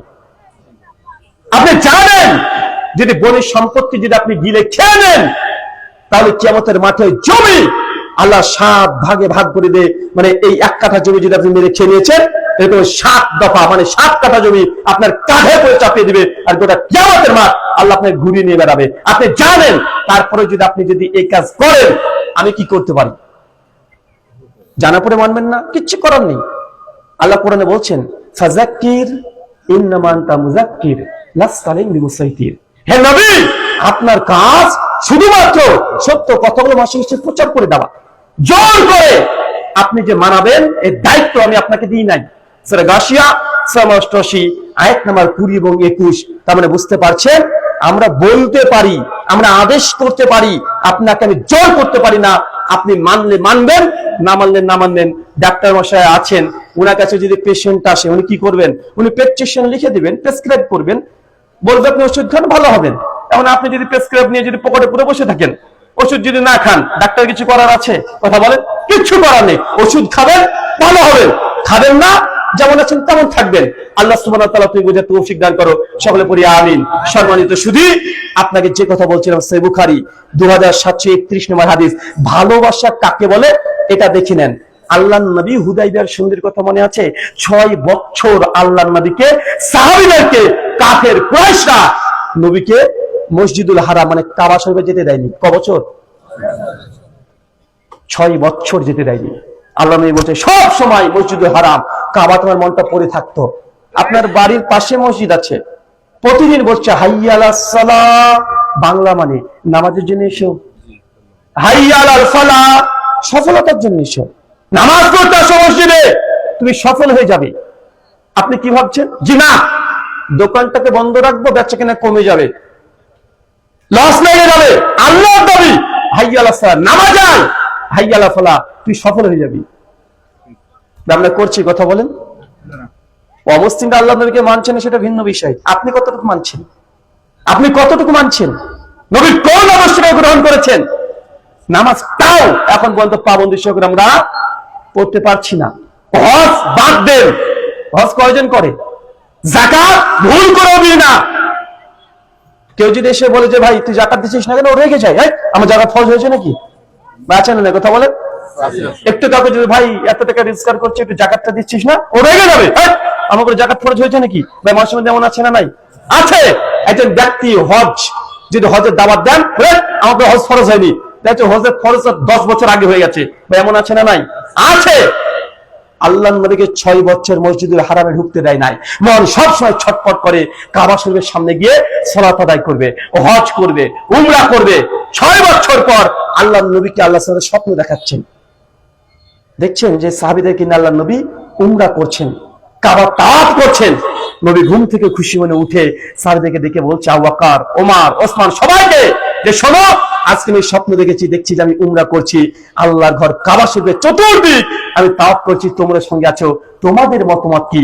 আবু বকর, ওমর বলছে, আল্লাহর নবী যে স্বপ্ন দেখেছেন ওটা বাস্তবে করতে হবে, কোনো কথা নাই, যাবো আমরা। 6 বছর আগে কাবা থেকে বের করে দিয়েছে কাফেররা, কুরাইশরা বের করে দিয়েছে যে কোনো মূল্যে। এখন আমরা কাবাতে যাব উমরা করতে। যেই কথা আল্লাহ নবীর সঙ্গে সঙ্গে 6 হিজরি 1 জিলকদ 1400 সাহাবী একসঙ্গে একত্রিত করেছেন, করে আল্লাহ নবীর সঙ্গে সঙ্গে ঘোষণা দিয়ে দিলেন যে এবছর আমরা কাবাতে ঢুকবো, মক্কায় ঢুকবো। ওই যে হিজরত করে চলে এসেছে, নিজের দেশ হিজরত করে চলে এসেছে, এটা কত যে কষ্ট আপনি বুঝতে পারবেন তখন। বা ডাক্তার জাকির নাইক ভারত থেকে চলে গেছেন না মালয়েশিয়া, গিয়েছেন ভাইজান? আমি স্যারকে জিজ্ঞাসা করেছিলাম, এবছর সাক্ষাৎ হয়েছিল মালয়েশিয়াতে তার সঙ্গে আমার, আর জিজ্ঞাসা করেছিলাম স্যার, আমিও ইন্ডিয়ান, তাকে বলেছিলাম যে স্যার ভারতের জন্য, ইন্ডিয়ার জন্য আপনার মন খারাপ করে? উনি সঙ্গে সঙ্গে বলছেন, চোখে ঝলমলো পানির ছটা দেখতে পাচ্ছি। আচ্ছা কি বলেন? মানে উনি ওনার সঙ্গে উর্দুতে কথা বলছিলাম, যে কি বলেন, ইন্ডিয়া আমার মন ছটফট করবে না? করে। আমি মিস করি ইন্ডিয়াকে অনেক, কেন জানেন? কারণ ইন্ডিয়াতে যখন আলোচনা করি সেই সময়তে মানুষ যদি হয় 10 লাখ, তাহলে 4 লাখ থেকে অমুসলিম, 6 লাখ থেকে মুসলিম। আমার কাজ অমুসলিমকে দাওয়াত দেওয়া, আমি খুব মিস করি। আমি দীর্ঘ 10 বছর ধরে ইন্ডিয়াতে যত অমুসলিমকে দাওয়াত দিয়েছি, এত অমুসলিম একসঙ্গে আজ পর্যন্ত পৃথিবীর কোন দেশে পাই নাই। আল্লাহ নবী বলছেন যে মক্কাতে ওই মসজিদে হারামের সামনে সালাত আদায় করার জন্য মন ছটফট করে। সাহাবীরা একত্রিত 1400 সাহাবী একসঙ্গে নবীর সঙ্গে চলতে শুরু করে দিয়েছে। আর যখন কাফেররা খোঁজ পেয়ে গেছে যে আল্লাহর নবী মক্কাতে আসছে, আর কাফেররা দেখবে সবসময় ভয় থাকে না ভাইজান? যার বদ তারা ভয় থাকে না, ভয় আছে। ওরা ভাবছে মক্কা দখল হয়ে গেল মনে হয়, এবার মক্কা দখল হয়ে গেল। 1400 সাহাবী নিয়ে চলে আসছে, আর শেষে খালিদ বিন ওয়ালিদ মুসলিম হন নাই। খালিদ বিন ওয়ালিদের সঙ্গে কুরাইশের নেতারা পাঠিয়ে দিয়ে, যাও তুই 200 উট নিয়ে, মুসলিমরা আসছে, মাঝখানে তাকে আক্রমণ করবে। খালিদ বিন ওয়ালিদ তিনিও চলে আসছেন, প্রায় মক্কার কাবা থেকে 64 কিলোমিটার চলে এসেছেন, আর আল্লাহ নবী আছেন প্রায় 80 কিলোমিটার দূরে। অনেকটা কাছে যখন চলে আসলেন, আসার পরে আল্লাহ নবী বুঝতে পারলেন যে ওই দিক থেকে কুরাইশের নেতারা আক্রমণ করার জন্য চলে এসেছেন। নবী আগে থেকে খবর পেয়ে গেছে। সাহাবীদের কিনা একটা পাহাড়ের চূড়ায় আল্লাহ নবী বসে আছেন। খালিদ বিন ওয়ালিদ তিনিও কাছাকাছি চলে এসেছেন। নামাজের ওয়াক্ত চলে এসেছে, জোহরের সালাত। জোহরের সালাতের জন্য আল্লাহ নবীর সঙ্গে সঙ্গে সাহাবীদেরকে বলেন, আজান দাও, ইকামত দাও, নামাজ এখানে হবে। নামাজ পড়তে শুরু করেছে, আর খালিদ বিন ওয়ালিদ বলছে, মুসলমান নামাজে দাঁড়িয়ে গেছে। পৃথিবীর কোনো চিন্তা তাদের অন্তর এখন নাই, এখন অতর্কিত হামলা করে সব ধ্বংস করে ছেড়ে দিব পরিকল্পনা করে ফেলেছে। একজন কাফের বিশ্বাস কি দেখেন, সেই সময় খালিদ বিন ওয়ালিদ কি ছিল? কাফের, ইসলাম গ্রহণ করেনি। হুদায়বিয়ার সন্ধির সময় সে কাফের ছিল। সে বলছে মুসলমান নামাজ পড়ছে, সে দুনিয়ার কোনো কথা চিন্তা করবে না, অতর্কিত হামলা করে দিব, হত্যা করে শেষ করে দিব। আমরা মুসলমান কিভাবে নামাজ পড়ি? আল্লাহু আকবার, ঘড়িতে টাইম দেখছি, আচ্ছা না কথা বলেন, আল্লাহু আকবার বলে নামাজ পড়ছি। ইমাম সাহেব দেখাচ্ছে ফজরের সময়তে সূরাতুল ফাতিহার পরে নিয়াত সূরা রহমান গোটাটা পড়বে, পড়তেই আছে। মুসল্লি ভাবছে কি এবার এত লম্বা কেন রে ভাই, ওর ভিতরটা জ্বলে যাচ্ছে, এত লম্বা কেন? ইমাম সাহেব রুকুতে চলে গেছে, সিজদাতে চলে গেছে। সিজদা থেকে একটু বেশিক্ষণ যদি ইমাম সাহেব যদি থাকে, পিছনে মুসল্লি করছে ভাই, আছে না কথা বলেন। কাফেররা মনে করছে মুসলমানের সিজদায় আছে মানে দুনিয়া ভুলে গেছে, অতর্কিত হামলা করে শেষ করে দিবে। যখন এরকম পরিকল্পনা আল্লাহ সুবহানাহু ওয়া তাআলা নবীর কাছে সামনে সে কোরআনের আয়াত অবতীর্ণ করে দিয়েছেন, কারণ দেখছে এই সময় আয়াত অবতীর্ণ করার জরুরত আছে। সূরা নিসা 103 নম্বর আয়াত অবতীর্ণ করে দিলেন যুদ্ধক্ষেত্রে কিভাবে নামাজ পড়বে। সুনান আবু দাউদ 3114 নম্বর হাদিস, কিভাবে জিহাদে আল্লাহ সুবহানাহু ওয়া তাআলা নবীকে জানিয়ে দিলেন, যখন তোমরা সালাত আদায় করবে, কিছু সংখ্যক মুসলমান নামাজে দাঁড়াবে, আর কিছু সংখ্যক মানুষ মুসলিম তারা চতুর্দিকে ঘিরে থাকবে। কথা বুঝতে পারলেন? আয়াত অবতীর্ণ হয়ে গেল। খালিদ বিন ওয়ালিদের যে পরিকল্পনা প্রথমে নকশাত করে ছেড়ে দিয়েছে। কাফেররা আবার দূত পাঠায় নবীর কাছে, আল্লাহ নবীর কাছে দূত পাঠিয়েছে। যখন দূত পাঠিয়েছে, এসে বলছেন যে আপনারা কি করতে যাচ্ছেন? আল্লাহ নবী বলছে, শোনো, আমরা যুদ্ধ চাই না, আমরা যুদ্ধ করতে যাচ্ছি না, আমরা যাচ্ছি শুধুমাত্র উমরা করতে। ভালোভাবে আমাকে উমরা করতে দাও। আর যদি তোমরা যুদ্ধ করতে চাও, জিহাদ করতে চাও, আমি মুহাম্মদ রাসূলুল্লাহ সাল্লাল্লাহু আলাইহি সাল্লাম যতক্ষণ প্রাণ আছে তোমার সঙ্গে যুদ্ধে আমি অবনত হব। কোনটা চাও? তোমাদের বাদশাকে গিয়ে বলে আসো। সঙ্গে সঙ্গে চলে গেছে বাদশার কাছে, যে তারা এই কথা বলেছে, যদি যুদ্ধ চান যুদ্ধ করবে, আর যদি না চান শুধু উমরা করতে দেন, উমরা করে চলে যাবে, হজ করে চলে যাবে।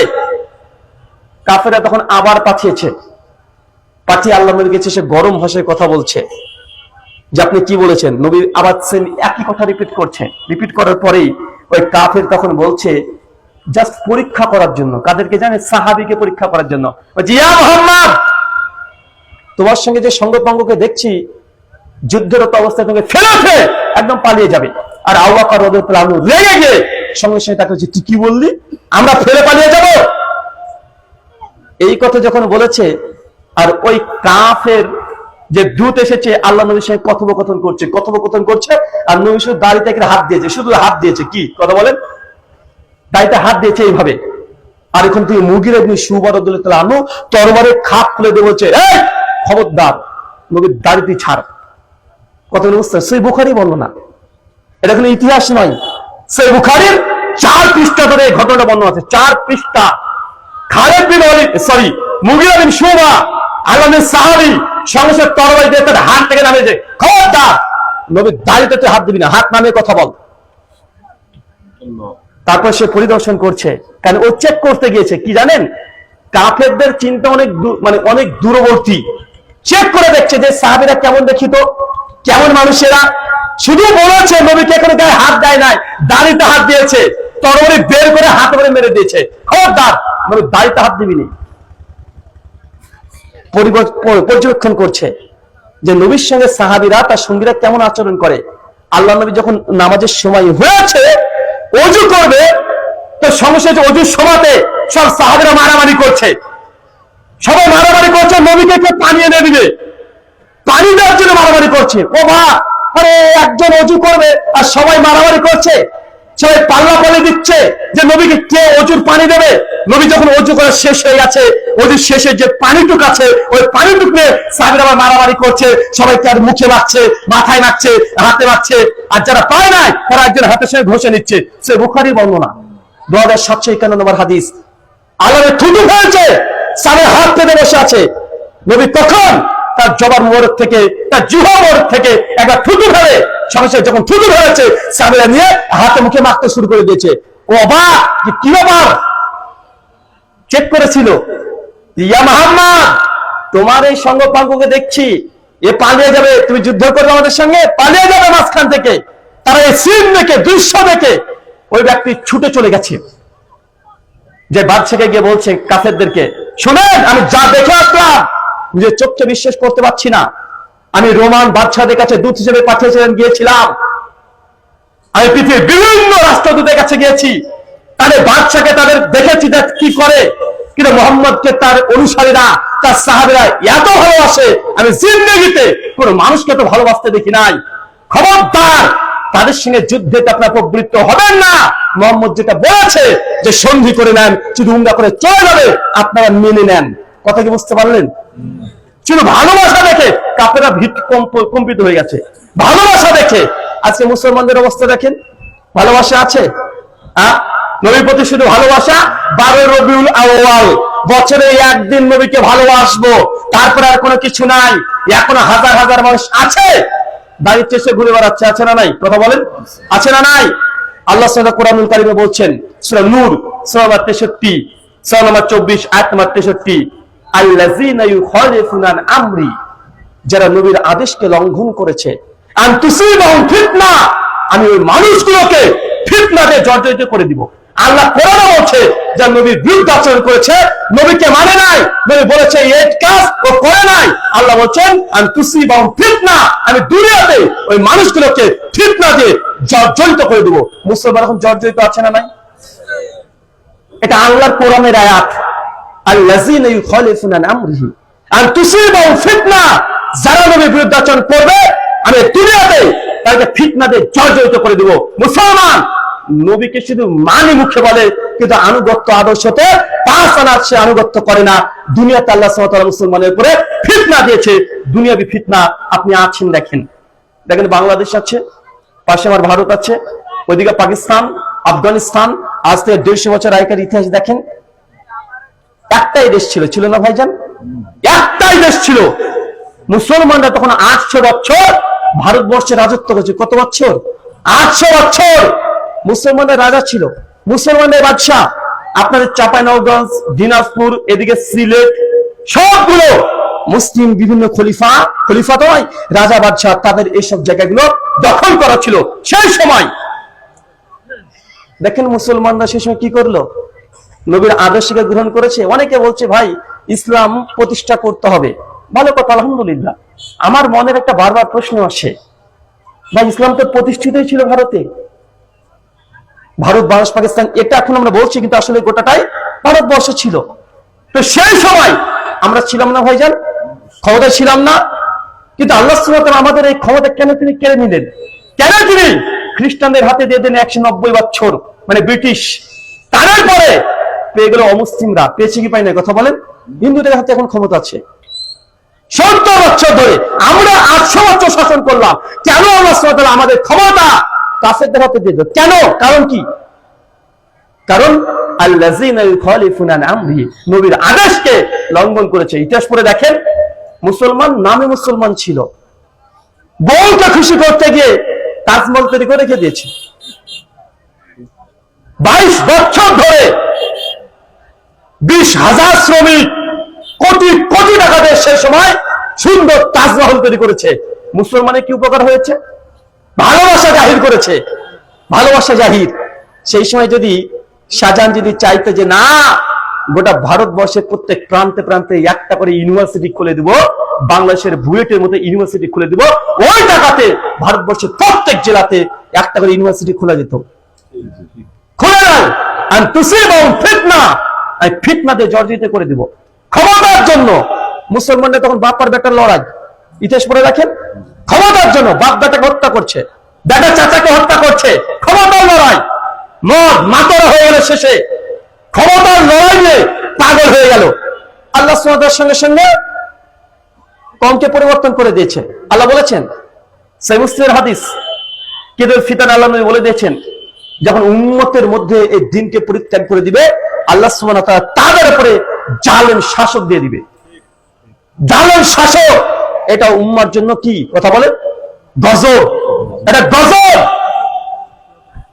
আন তুসিবাহুম ফিতনা আন ইউসিবাহুম আযাবুন আলীম। ওই যে শুধু দুনিয়ায় ফিতনা নয়, পরকালে আমি কঠোর আযাব তোমাদেরকে দেব। আমার কথা কি বুঝতে পারছেন? আমি আগেই বলেছি, নামাজ, রোজা, হজ, যাকাত সব মাসলা আপনি জানেন, জানেন না এমন কিছু নেই। কিন্তু গোটা বিশ্ব জগতে মুসলিম জাতি আজকে এত নির্যাতিত, নিষ্পেষিত, লাঞ্ছিত, বঞ্চিত, পদদলিত কেন? কারণ বের করতে হবে। আজকে আমরা নিজেরা মারামারি করছি, নিজেরাই। ভাই করছি কি করছি না কথা বলে? এই কথা বলছি, রাগ করবেন না। কদিন আগে, 5 দিন আগে দেখেন, 1 সপ্তাহ 1 মাসের মধ্যে কত ঘটনা ঘটেছে বাংলাদেশে। মিজানুর রহমান আজহারি মালয়েশিয়া থেকে বাংলাদেশে আসলেন, ভালো খবর, গুড নিউজ, সবাই খুশি। সবাই খুশি, কে খুশি না? তিনিও চাইলেন আলেমদের সঙ্গে একটু বসে গল্প করে আলোচনা করি, মত বিনিময় করে অনুষ্ঠান করলেন। মানুষে গিয়েছে, ওলামারা গিয়েছে, সবাই গিয়েছে, খাওয়া দাওয়া করলো, সেলফি তুললো, সবকিছু করে ফেসবুকে প্রচার হলো। 2-3 ঘন্টা পরেই ফেসবুক আবার উল্টো দিকে স্রোত চলে এসেছে। কি এসেছে বলেন তো? বলছে ওয়াহাবিদের কাছে গিয়েছে, ওয়াহাবির কাছে গিয়েছে, কাফের হয়ে গেছে। প্রেসার ক্রিয়েট করে 2 জন আলেমকে কালেমা পড়িয়ে মুসলিম করাচ্ছে। এই মুসলমান জীবনে, জিন্দেগিতে কখনো সফলতার দ্বার প্রান্তে উপস্থিত হতে পারে? 2 জন আলেম। সাধারণ মানুষ যদি কালেমা পড়তো মেনে নিতাম, আলেম বক্তা, তারপরে তাকে চাপ করেছে কেন? তাদের গ্রুপিং, তাদের গ্রুপের যারা বড় বড় নেতা আছে তারা চাপ করেছে, তুমি আজহার ইসলামের কাছে গিয়েছো, তুমি ওয়াহাবি হয়ে গেছো, খারেজি হয়ে গেছো, রাফেজি হয়ে গেছো, মুতাজিলা হয়ে গেছো, গরজিলা হয়ে গেছো। আশ্চর্য, কত কি ট্যাগ দিয়ে দিয়েছে। ভাই এই উম্মতকে এক করা খুব কঠিন, খুব জটিল।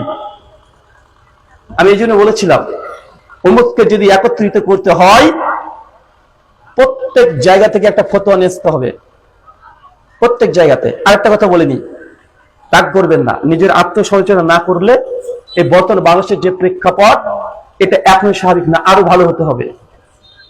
এখনো কমপ্লিট না। কমপ্লিট কথা বলেন, 50% গিয়েছেন, এখনো 50% আছে। যে কষ্ট তরুণ যুবকরা করেছে, ছাত্ররা, আরেকটু চেষ্টা করলে ইনশাআল্লাহ, আরেকটু যদি চেষ্টা করে, তাকওয়া যদি আরেকটু যদি লেভেল উঁচু হয়ে যায়, ইনশাআল্লাহ ইনশাআল্লাহ অচিরেই বাংলাদেশ একদম ইসলামী পতাকা উড্ডীন হবে ইনশাআল্লাহ। ইনশাআল্লাহ ছাত্ররাই পারবে, ইনশাআল্লাহ ছাত্ররাই করে দেখাবে। তাদের জজবা থাকতে হবে, যা করছি, ইন্না সালাতি ওয়া নুসুকি ওয়া মাহিয়া ওয়া মামাতি, আমার ইন্না সালাতি, আমার সালাত, ওয়া নুসুকি, আমার কুরবানি, আমার জীবন মরণ সবকিছু আল্লাহকে খুশি করার জন্য। এই কথা যখন মগজে ঢুকে যাবে, ইনশাআল্লাহ ওমর বিন খাত্তাবের মতো জজবা তৈরি হয়ে যাবে। নবী 6 বছর যেতে যায়নি তো কি হয়েছে, চলেন, কে কি করছে আমি দেখে নিচ্ছি, চলেন। এগুলো হৃদয় তৈরি হয়ে যাবে ইনশাআল্লাহ, ইনশাআল্লাহ হবে ইনশাআল্লাহ। যারা পাবজি খেলছিল তারা এত বড় আন্দোলন করে দিবে, মানুষ কল্পনাই করেনি। দেখেন এতজন আছে কল্পনা করে পাবজি খেল নিয়ে ব্যস্ত, গার্লফ্রেন্ড নিয়ে ব্যস্ত, তারা যে এত বড় একটা কিছু করে দিবে, দুনিয়ার ইতিহাসে এরকম পাওয়া খুব দুষ্কর আছে। কেন? যুবক, তরুণরা হচ্ছে আগ্নেয় অস্ত্রের মতো, যদি কল্যাণ কাজে ব্যবহার করেন ইনশাআল্লাহ সফল। কিন্তু এই তরুণদেরকে যদি খারাপ কাজে ব্যবহার করে, যদি হিরোশিমা নাগাসাকি শহরের মধ্যে ধ্বংস করে দিতে চান, ধ্বংস হয়ে যাবে। কিন্তু আলহামদুলিল্লাহ তরুণরা এখন অনেক বুদ্ধিমান, অনেক বুদ্ধিমান। তারা অন্তত কোনটা ঠিক কোনটা বেঠিক এটা বুঝতে শিখেছে। আর একটু যদি অ্যাঙ্গেলটা ঘুরে যায়, ইনশাআল্লাহ ইনশাআল্লাহ গোটা বাংলাদেশ যে জন্য আলাদা হয়েছিল, ওই স্বপ্ন পূরণ হয়ে যাবে ইনশাআল্লাহ। বাংলাদেশ কেন হয়েছিল? কেন হয়েছিল? সেকুলার হওয়ার জন্য নাকি? না, ধর্মের জন্য, ধর্মের জন্য ভাগ হয়েছে ইনশাআল্লাহ।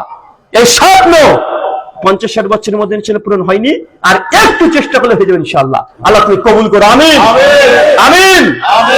আমরা চাই, আল্লাহ নবী বলছেন, আল্লাহ কোরআনে বলছেন, তুসিবাহুম ফিতনা, যখন নবীর আদর্শকে কেউ যদি অমান্য করে, ইনকার করে দেয়, মুখ ফিরিয়ে নেয়, আনতুসিবাহুম ফিতনা, আমি এই দুনিয়াতে ফিতনা দিয়ে জর্জরিত করে দিব। আপনার পরিবারকে নিয়ে বলি, দেখেন, আচ্ছা কিছুদিন আগে রিপোর্ট দেখলাম, আমাদের এই সাবকন্টিনেন্ট বারে সাগির, ভারত বাংলাদেশ পাকিস্তানের রিপোর্ট হচ্ছে এইটা, শতকরা 53% পরিবারে বিবাহিতদের মধ্যে পরকীয়া হয়। কি হয় বলেন তো ভাইজান? পরকীয়া বুঝেন? পরকীয়া মানে কি বলেন তো? আপনার বউ প্রেম করছে, বাংলা ভাষা একদম, আপনার বউ কি করছে? প্রেম করছে। আপনি দোকানে বাচ্চা কেনা করছেন, আপনার বউ অন্য কারোর সঙ্গে ভিডিও কলে ছবি দেখছে, ভিডিও করছে, সম্ভব হলে ওটা শরীর উলঙ্গ দেখিয়ে দিচ্ছে, এটাকে বলা হয় পরকীয়া। বুঝতে পারলেন না ভাইজান? কত পার্সেন্ট? 53%। তো তাদের সব 53% যেসব নারীরা ছিল, তাদের কাছে একটা সার্ভে করা হয়েছে যে আপনার বিয়ের পরে স্বামী আছে, বাচ্চা আছে, কেন পরকীয়া করেন? তো সঙ্গে সঙ্গে মেয়েদের 53% মেয়েদের মধ্যে সিংহভাগ অ্যান্সার করেছে দুটো অপরাধ। কি? আমার স্বামী আমাকে সময় দেয় না। কি দেয় না? আরো জোরে বলেন। সময় দেয় না। আরেকটা অভিযোগ করেছে, সেটা আমি বলছি না, অনেক মুরব্বীরা আছে, মানে ফিজিক্যালি রিলেশনে মেয়েরা সুখী না। এই যে দুটো কারণ বলেছে। কয়টা? দুটো কারণ। তার মধ্যে প্রথম, যে স্বামীরা সময় দেয় না। এখানে যদি 100 জন বিবাহিত পুরুষ যদি থাকে 53% বিবাহিত পুরুষের বউ অন্য কোন রিলেশনে যুক্ত আছে। শুধু বউ না, আপনিও। পুরুষরা আছে 63%। কত পার্সেন্ট? 10% বেশি। মানে আপনার বউ আছে, 3টা বাচ্চা আছে, তারপরেও অন্য কোন মেয়ের সঙ্গে আপনার ঘনিষ্ঠ সম্পর্ক আছে। আছে না নাই? কথা বলেন। 100 জন যদি পুরুষ থাকে 63% আছে, এটা রিপোর্ট বলছে, লুকিয়ে রাখতে পারবেন না। তো মেয়েরা বলছে কেন তার পরকীয়ায় লিপ্ত? তার স্বামী থেকে সময় দেয় না। এখন আপনি বলেন, আপনি সময় কতটুকু দিয়েছেন? কতটুকু দিয়েছেন? নবীর আদর্শকে গ্রহণ করেছেন? নবীর চেয়ে আপনি বেশি ব্যস্ত নাকি? নবী জীবনে 25টা যুদ্ধে অংশগ্রহণ করেছে, হাজার হাজার সাহাবীকে তালিম দিয়েছে, সব সময় ওলি এসেছে, এটা ওটা, গোটা দুনিয়া ব্যস্ত। 12 জন স্ত্রী ছিল, আপনার কয়জন? একজনকে সামাল দিতে পারে না, একজনকে সময় দিতে পারছেন। আছে না? কথা বলেন। আছে না ভাইজান? আছে। মেয়েরা বলছে সময় দেন। এখন আপনি বলেন আপনার বউকে কতটুকু সময় দেন? কতটুকু আপনি দিয়েছেন? বায়োলজি যারা বিজ্ঞান নিয়ে পড়াশোনা করছে, তারা জানেন যে পুরুষের শরীরে একটা হরমোন তৈরি হয়, তার নাম হচ্ছে টেস্টোস্টেরন হরমোন। এই হরমোনের কাজ কি? এই হরমোন যখন শরীরে তৈরি হয়, পুরুষ তখন মানে যে কোনো সিদ্ধান্ত খুব দ্রুত নিতে পারে, তার মাসল এগুলোতে তৈরি হয়ে যায়, তার কণ্ঠ ভারী হয়ে যায়, শরীরটা পুরুষ পুরুষ ভাব চলে আসে। নারীদের টেস্টোস্টেরন হরমোন তৈরি হয় না। কি তৈরি হয়? ওর পরিবর্তে ইস্ট্রোজেন হরমোন তৈরি হয়। কি হরমোন? কথা বলেন। Oestrogen hormone. এই হরমোনের কাজ কি? মেয়েদের এই গলাটাকে নরম করে দেওয়া, শরীরের মাংসগুলোকে নরম করে দেওয়া। আর একটা কাজ হচ্ছে এস্ট্রোজেন হরমোনের প্রভাবে মেয়েদের শরীরে প্রতিদিন একজন স্বাভাবিক মানুষ, পুরুষ মানুষ, তার মেমোরি থেকে বা তার শরীর থেকে উৎপন্ন হয় 3 লক্ষ ওয়ার্ড, শব্দ। শব্দ বুঝেন? 3 লক্ষ শব্দ একজন স্বাভাবিক পুরুষ, প্রাপ্তবয়স্ক পুরুষ সে ব্যবহার করতে পারে, বলতে পারে। 3 লক্ষ শব্দ। এর অতিরিক্ত হয়ে গেলে তার কথা বলতে ভালো লাগবে না, ক্লান্তি লাগবে, বিরক্ত লাগবে, রাগ হয়ে যাবে। কেন জানেন? কারণ তার শরীরের যে ক্যাপাবিলিটি, কথা বলে বুঝতে পারছেন না? যে কোনো মেশিনের একটা জেরক্স, বা আপনার কি বলেন জেরক্সকে? ফটোকপি। একটা ফটোকপিতে আছে প্রতিদিন 1100 কপি করে সে প্রিন্ট দেবে, তারপর যদি দেন সে কাজ করতে পারবে না। আছে না ভাইজান? তো মানুষ, একজন পুরুষ মানুষ, সে প্রতিদিন 3 লক্ষ ওয়ার্ড স্বাভাবিক গতিতে বলতে পারবে। যদি অতিরিক্ত তার বেশি কথা বলতে চান, আর কথা বলতে পারবেন না, ভালো লাগবে না, বিরক্ত লাগবে, এনার্জি লেস হয়ে যাবে, রাগ হয়ে যাবে। কেন? আপনার ক্যাপাবিলিটির বাইরে। একজন নারীর কথা জানেন? পুরুষের কথা বললাম 3 লক্ষ, একজন মহিলা 6 লক্ষ। নেন খেলা এবার। আরে ও জন্ম থেকে বেশি কথা বলবে, এটা মেনে নিতে হবে, কারণ ওর শরীরে এই হরমোন তৈরি হচ্ছে। কি করবে ও? আপনি ওপরে রেগে যাচ্ছেন যে বেশি কথা বলে, আর আপনি কথা বলছেন না, দোকানে গিয়ে বসে আছেন, ফোন করছে, ফোনের কথা সময় বলছেন না, সময় দিচ্ছেন না, ফোন করে বলছে কি রান্না করছে, এই করেছে, ঠিক আছে পাঠিয়ে দাও। আর একটা কথা বলতে গেলে বলছে ব্যস্ত আছি, পরে কথা হবে। বা আছেন না? কথা বলেন। রাত্রে আপনি বাড়িতে চলে যাচ্ছেন, খাওয়া দাওয়া করে মোবাইলটা টিপতে ঘুমিয়ে গেলেন, বউকে সময় দিলেন না। এই যে প্রতিদিন 6 লক্ষ শব্দ তার ভেতরে আছে। আপনি তো বাইরে গিয়ে বন্ধু বান্ধব, আত্মীয় স্বজন, আপনার কাস্টমার যা আছে, কলিগ যা আছে, সবার সঙ্গে কথা বলে 3 লক্ষ ওয়ার্ড ফুরিয়ে দিয়ে বাড়িতে আপনি ঢুকেছেন, কিন্তু এই মেয়েটা বাড়ির মধ্যে আছে, ও যে 6 লক্ষ পুরোটা স্টকে। ও কি করবে? আপনি যদি কথা না বলে, আরেকজনকে ফোন লাগিয়ে দিয়ে ও পরকীয়ায় লিপ্ত হবে। তারপরেও পাশের বাড়িতে জানলা খুলে দেখবে আর মানুষকে গিয়ে বলবে বুবু ওর বাড়িতে এসেছিল রে। কেন? তার এই ব্রেন থেকে তো এটা 6 লক্ষ ওয়াট তৈরি হচ্ছে, ওকে ফুরাতে হবে, ও ব্যবহার করবে। এটা তাদের ফিতরাত, এটা আপনাকে মেনে নিতে হবে। কিন্তু আপনি সময় দিচ্ছেন না। সময় না দিলে কি হবে? ও ফেসবুকে সার্চ করবে, হোয়াটসঅ্যাপে সার্চ করবে, ইমোতে সার্চ করবে, ইমোতে ভিডিও কল করবে আমেরিকার মানুষের সঙ্গে। আপনি বসে বসে দেখেন, ভিডিও ভাইরাল হবে, পরবর্তী সময় আপনি দেখবেন। আল্লাহর নবী তিনি এত ব্যস্ত ছিলেন, মাঝে মধ্যে রাত্রিবেলাতে আমাদের আয়েশা রাদিয়াল্লাহু আনহার সঙ্গে দৌড় প্রতিযোগিতা করতো। আপনি কদিন করেছেন? কদিন করেছেন? মনে রাখবেন, মেয়েরা তারা হয় জেদি। কি হয় বলেন তো ভাইজান? জেদ বেশি, চাহিদা কম। জেদ করবে কেন? এই যে হরমোনের কথা বললাম না, ইস্ট্রোজেন হরমোনের কাজ হচ্ছে মূলত অনেকগুলো আছে। তার মানে আরেকটা কাজ হচ্ছে সন্দেহ করা। কি করা বলেন তো? সন্দেহ করা। মানে আপনার সন্দেহ করবে আপনার বউ। চাচার বয়স যদি 80 হয়ে যায় আর ও যদি হ্যাবলার দাদির সঙ্গে যদি কথা বলে, মেয়েটার বয়স হচ্ছে 75, মানে দাদির বয়স যদি 75 হয়, ওই যদি চাচা যদি গল্পও করে, চাচি দেখুন দূর থেকে মানে লড়ি নেচে, তুমি হ্যাবলার দাদির সঙ্গে কি ফুটুর ফুটুর করছো? তোমার এখনো লুচ্ছে আমি জানি না। ভাই বলে কি বলে না কেন বলেন তো?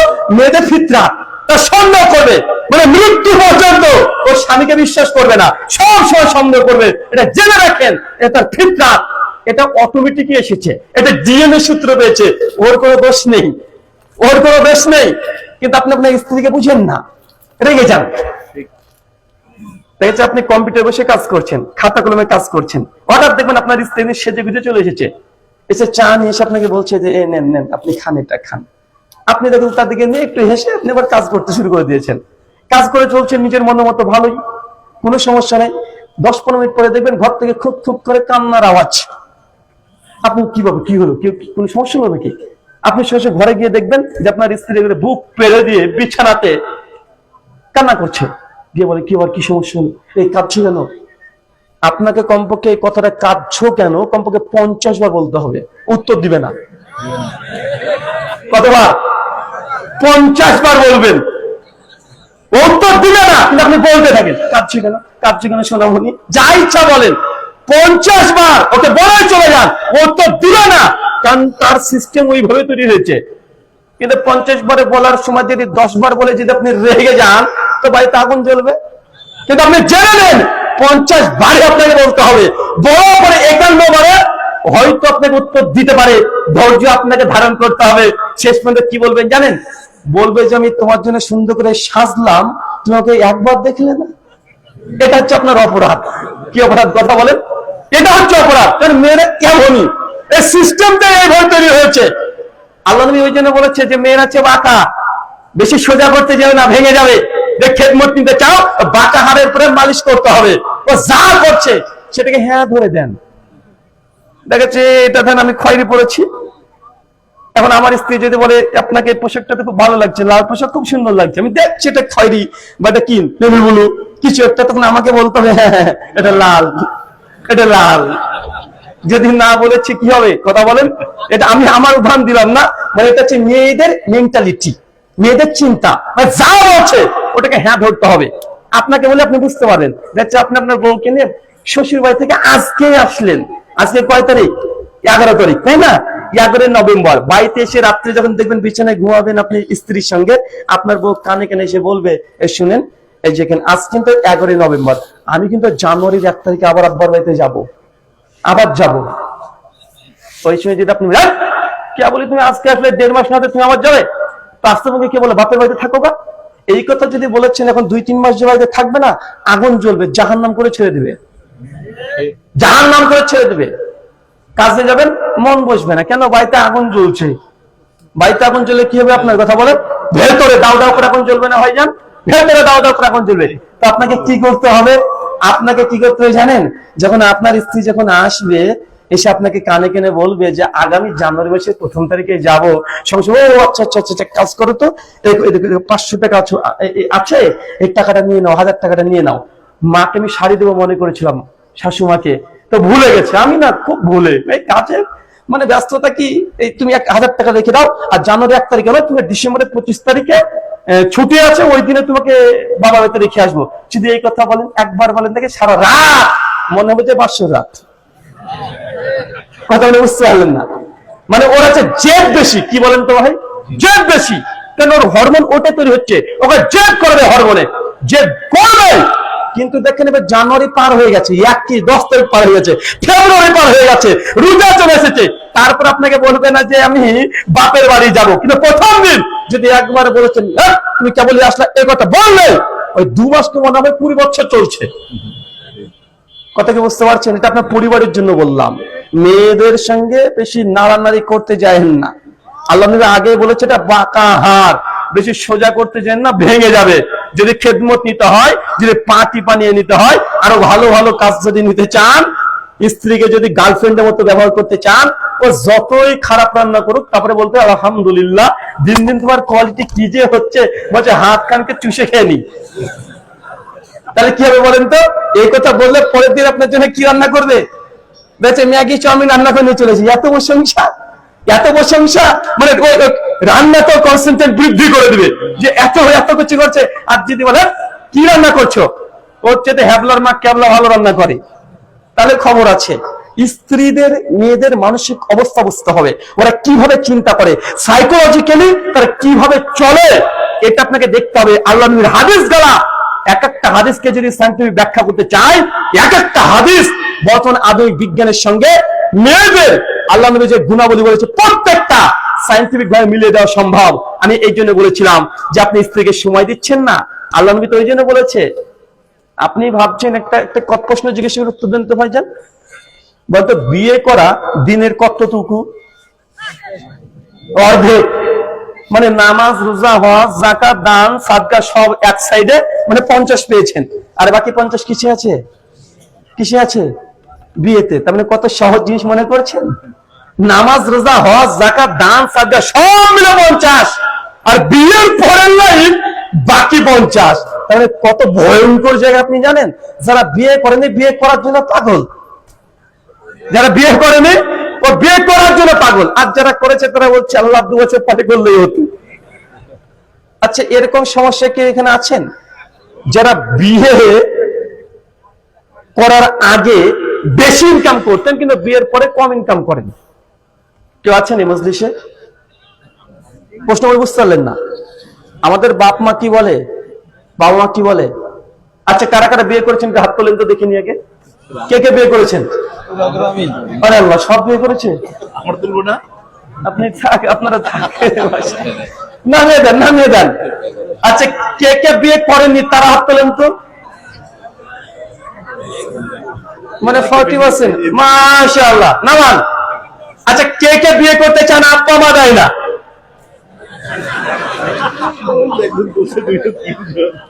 একজন, মাশাআল্লাহ, ভালোই তো। 2 জন, মাশাআল্লাহ। 3 জন।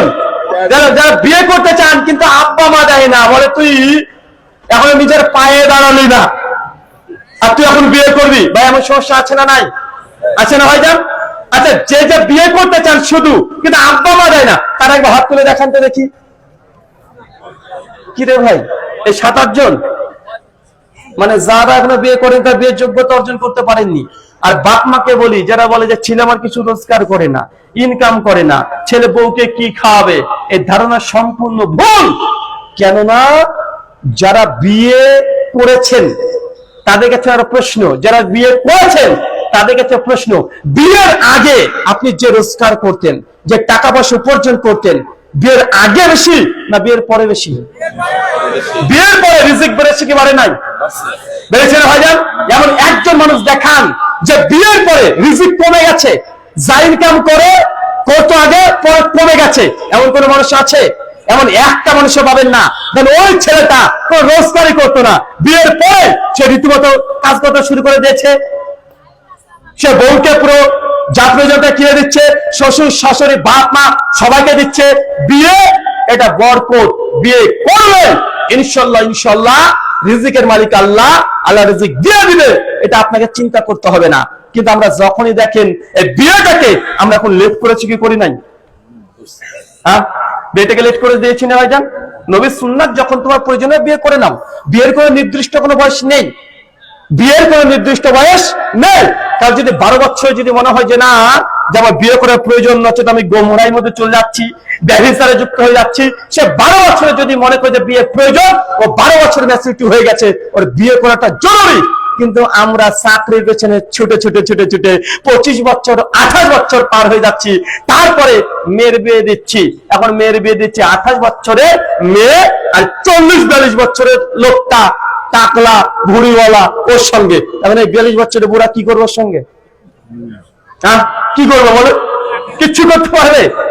একজনের কেমন দেখাচ্ছে সকালবেলা সূর্য উঠছে, তেজস্বী সূর্য একদম, আর একজনে ভোর হয়ে একদম বিকাল হয়ে গেছে, সন্ধ্যা লেগে গেছে, কি করবে?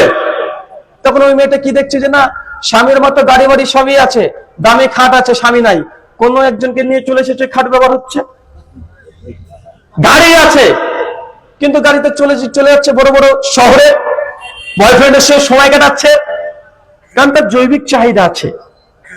আল্লাহ সুবহানাহু ওয়া তাআলা তুমি বোঝা তৌফিক দান করে, সকলে বলি আমিন আমিন। ঠিক আছে, এই কথাগুলো আপনার জাস্ট এতটাই বললাম, যেখানে নবীর সুন্নাতে বিরুদ্ধাচরণ করবেন ওখানে গজব আসবে। যেখানে বিবাহ পারিবারিক জীবনে দেখেন সুন্নাত উঠে গেছে, এখন অধিকাংশ এখন বাংলাদেশে কমপক্ষে প্রতিদিন না হলেও, কিছুদিন আগে রিপোর্ট দেখছিলাম ইনকিলাব পত্রিকাতে বলছে যে প্রতিদিন বাংলাদেশে কমপক্ষে 10টা করে তালাক হচ্ছে। কয়টা করে? কথা বলেন, 10টা করে। কেন? বিয়ের মধ্যে নবীর যে আদর্শ একটাও নেই। এমন কোন বিয়ে হচ্ছে না যেখানে ডিজে গান বাজছে না, ডিজে বাজে গান করে বিবাহ করছে। ভাই সংসারে বরকত থাকবে? আল্লাহ রহমত বর্ষণ করবে? এই যে তুমি ডিজে বাজাচ্ছ, বের করে তোমার ডিজে বাজিয়ে দিচ্ছে।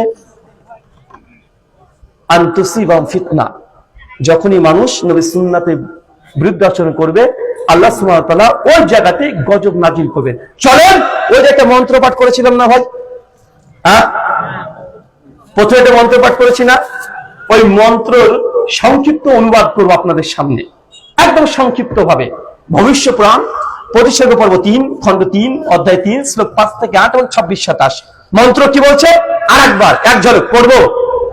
মন্ত্র বলছে, এত ইসমনিন তারে মিলে চাচার নিয়া সমান্বিতাহ মহামাদৈতি খ্যাত শিষ্য শাখা সমান্বিতাহ রূপশ্চৈব মহাদেবং মরুস্থল নিবাসিনাম গঙ্গা জলস্য পঞ্চগর্ভ সমান্বিতাহ চন্দন দিবার ভচ্চ তুষ্ট মনুষ্যহরাম নমস্তে গিরি জান্নাত প্রভু নিবাসিনে ত্রিপুরাসুর নশায়া বহুময়া প্রবর্তনে লিঙ্গোচ্ছেদাশিকাই নমঃ শ্রীধারিণী সুদূষকা উচ্চরাপি সর্বভোক্ষী ভবিষ্যতি জনমামা।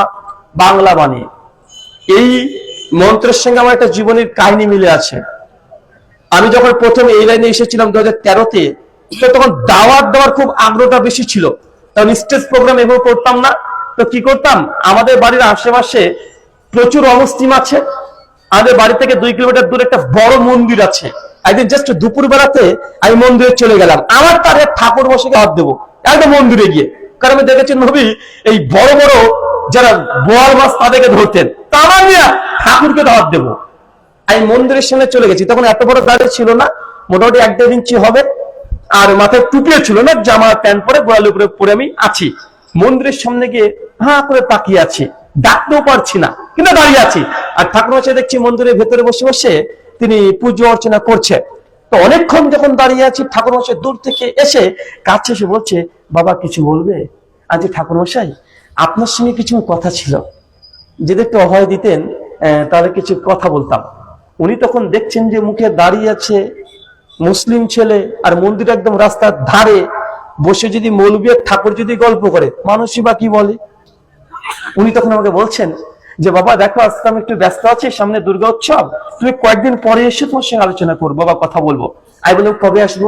ওই যে 2-3 দিন পরে এসো। আচ্ছা ঠিক আছে। ঠিক 3 দিন পর দুপুর বেলায় আবার মসজিদের সামনে গিয়ে মন্দিরের সামনে গিয়ে দাঁড়িয়ে আছি।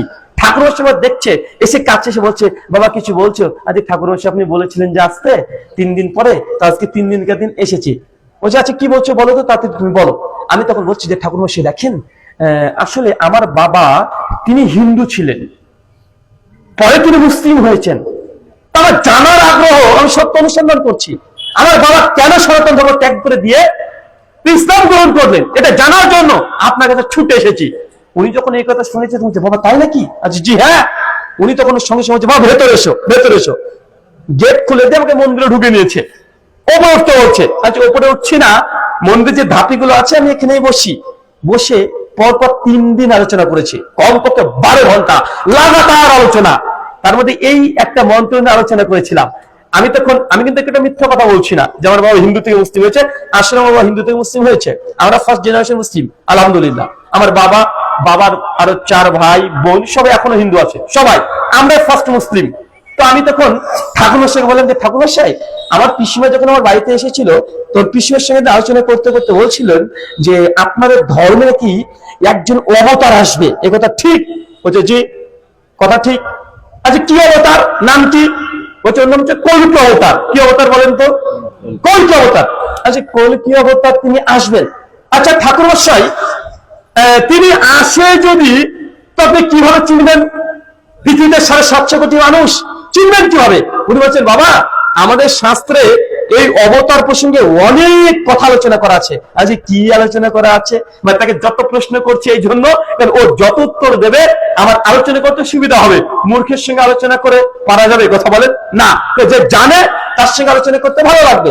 আমি তখন বললাম কি বলা হয়েছে? বলছে বাবা, কলিকা অবতার যখন আসবে তার হাতে থাকবে তরবারি, আর সে একটা উট বা ঘোড়ার পিঠে চড়ে আসবে। আজ কেন আসবে? বলে শত্রুকে ধ্বংস করতে, ভালো মানুষকে রক্ষা করতে। এই যখন কথা অনেক চলতে থাকলো, আমি তখন একটা পর্যায়ে বললাম যে ঠাকুরমশাই আমার কেমন যেন খটকা লাগছে। আচ্ছা বাবা কি বলো? মন্দিরেই বসে আছি কিন্তু আমি।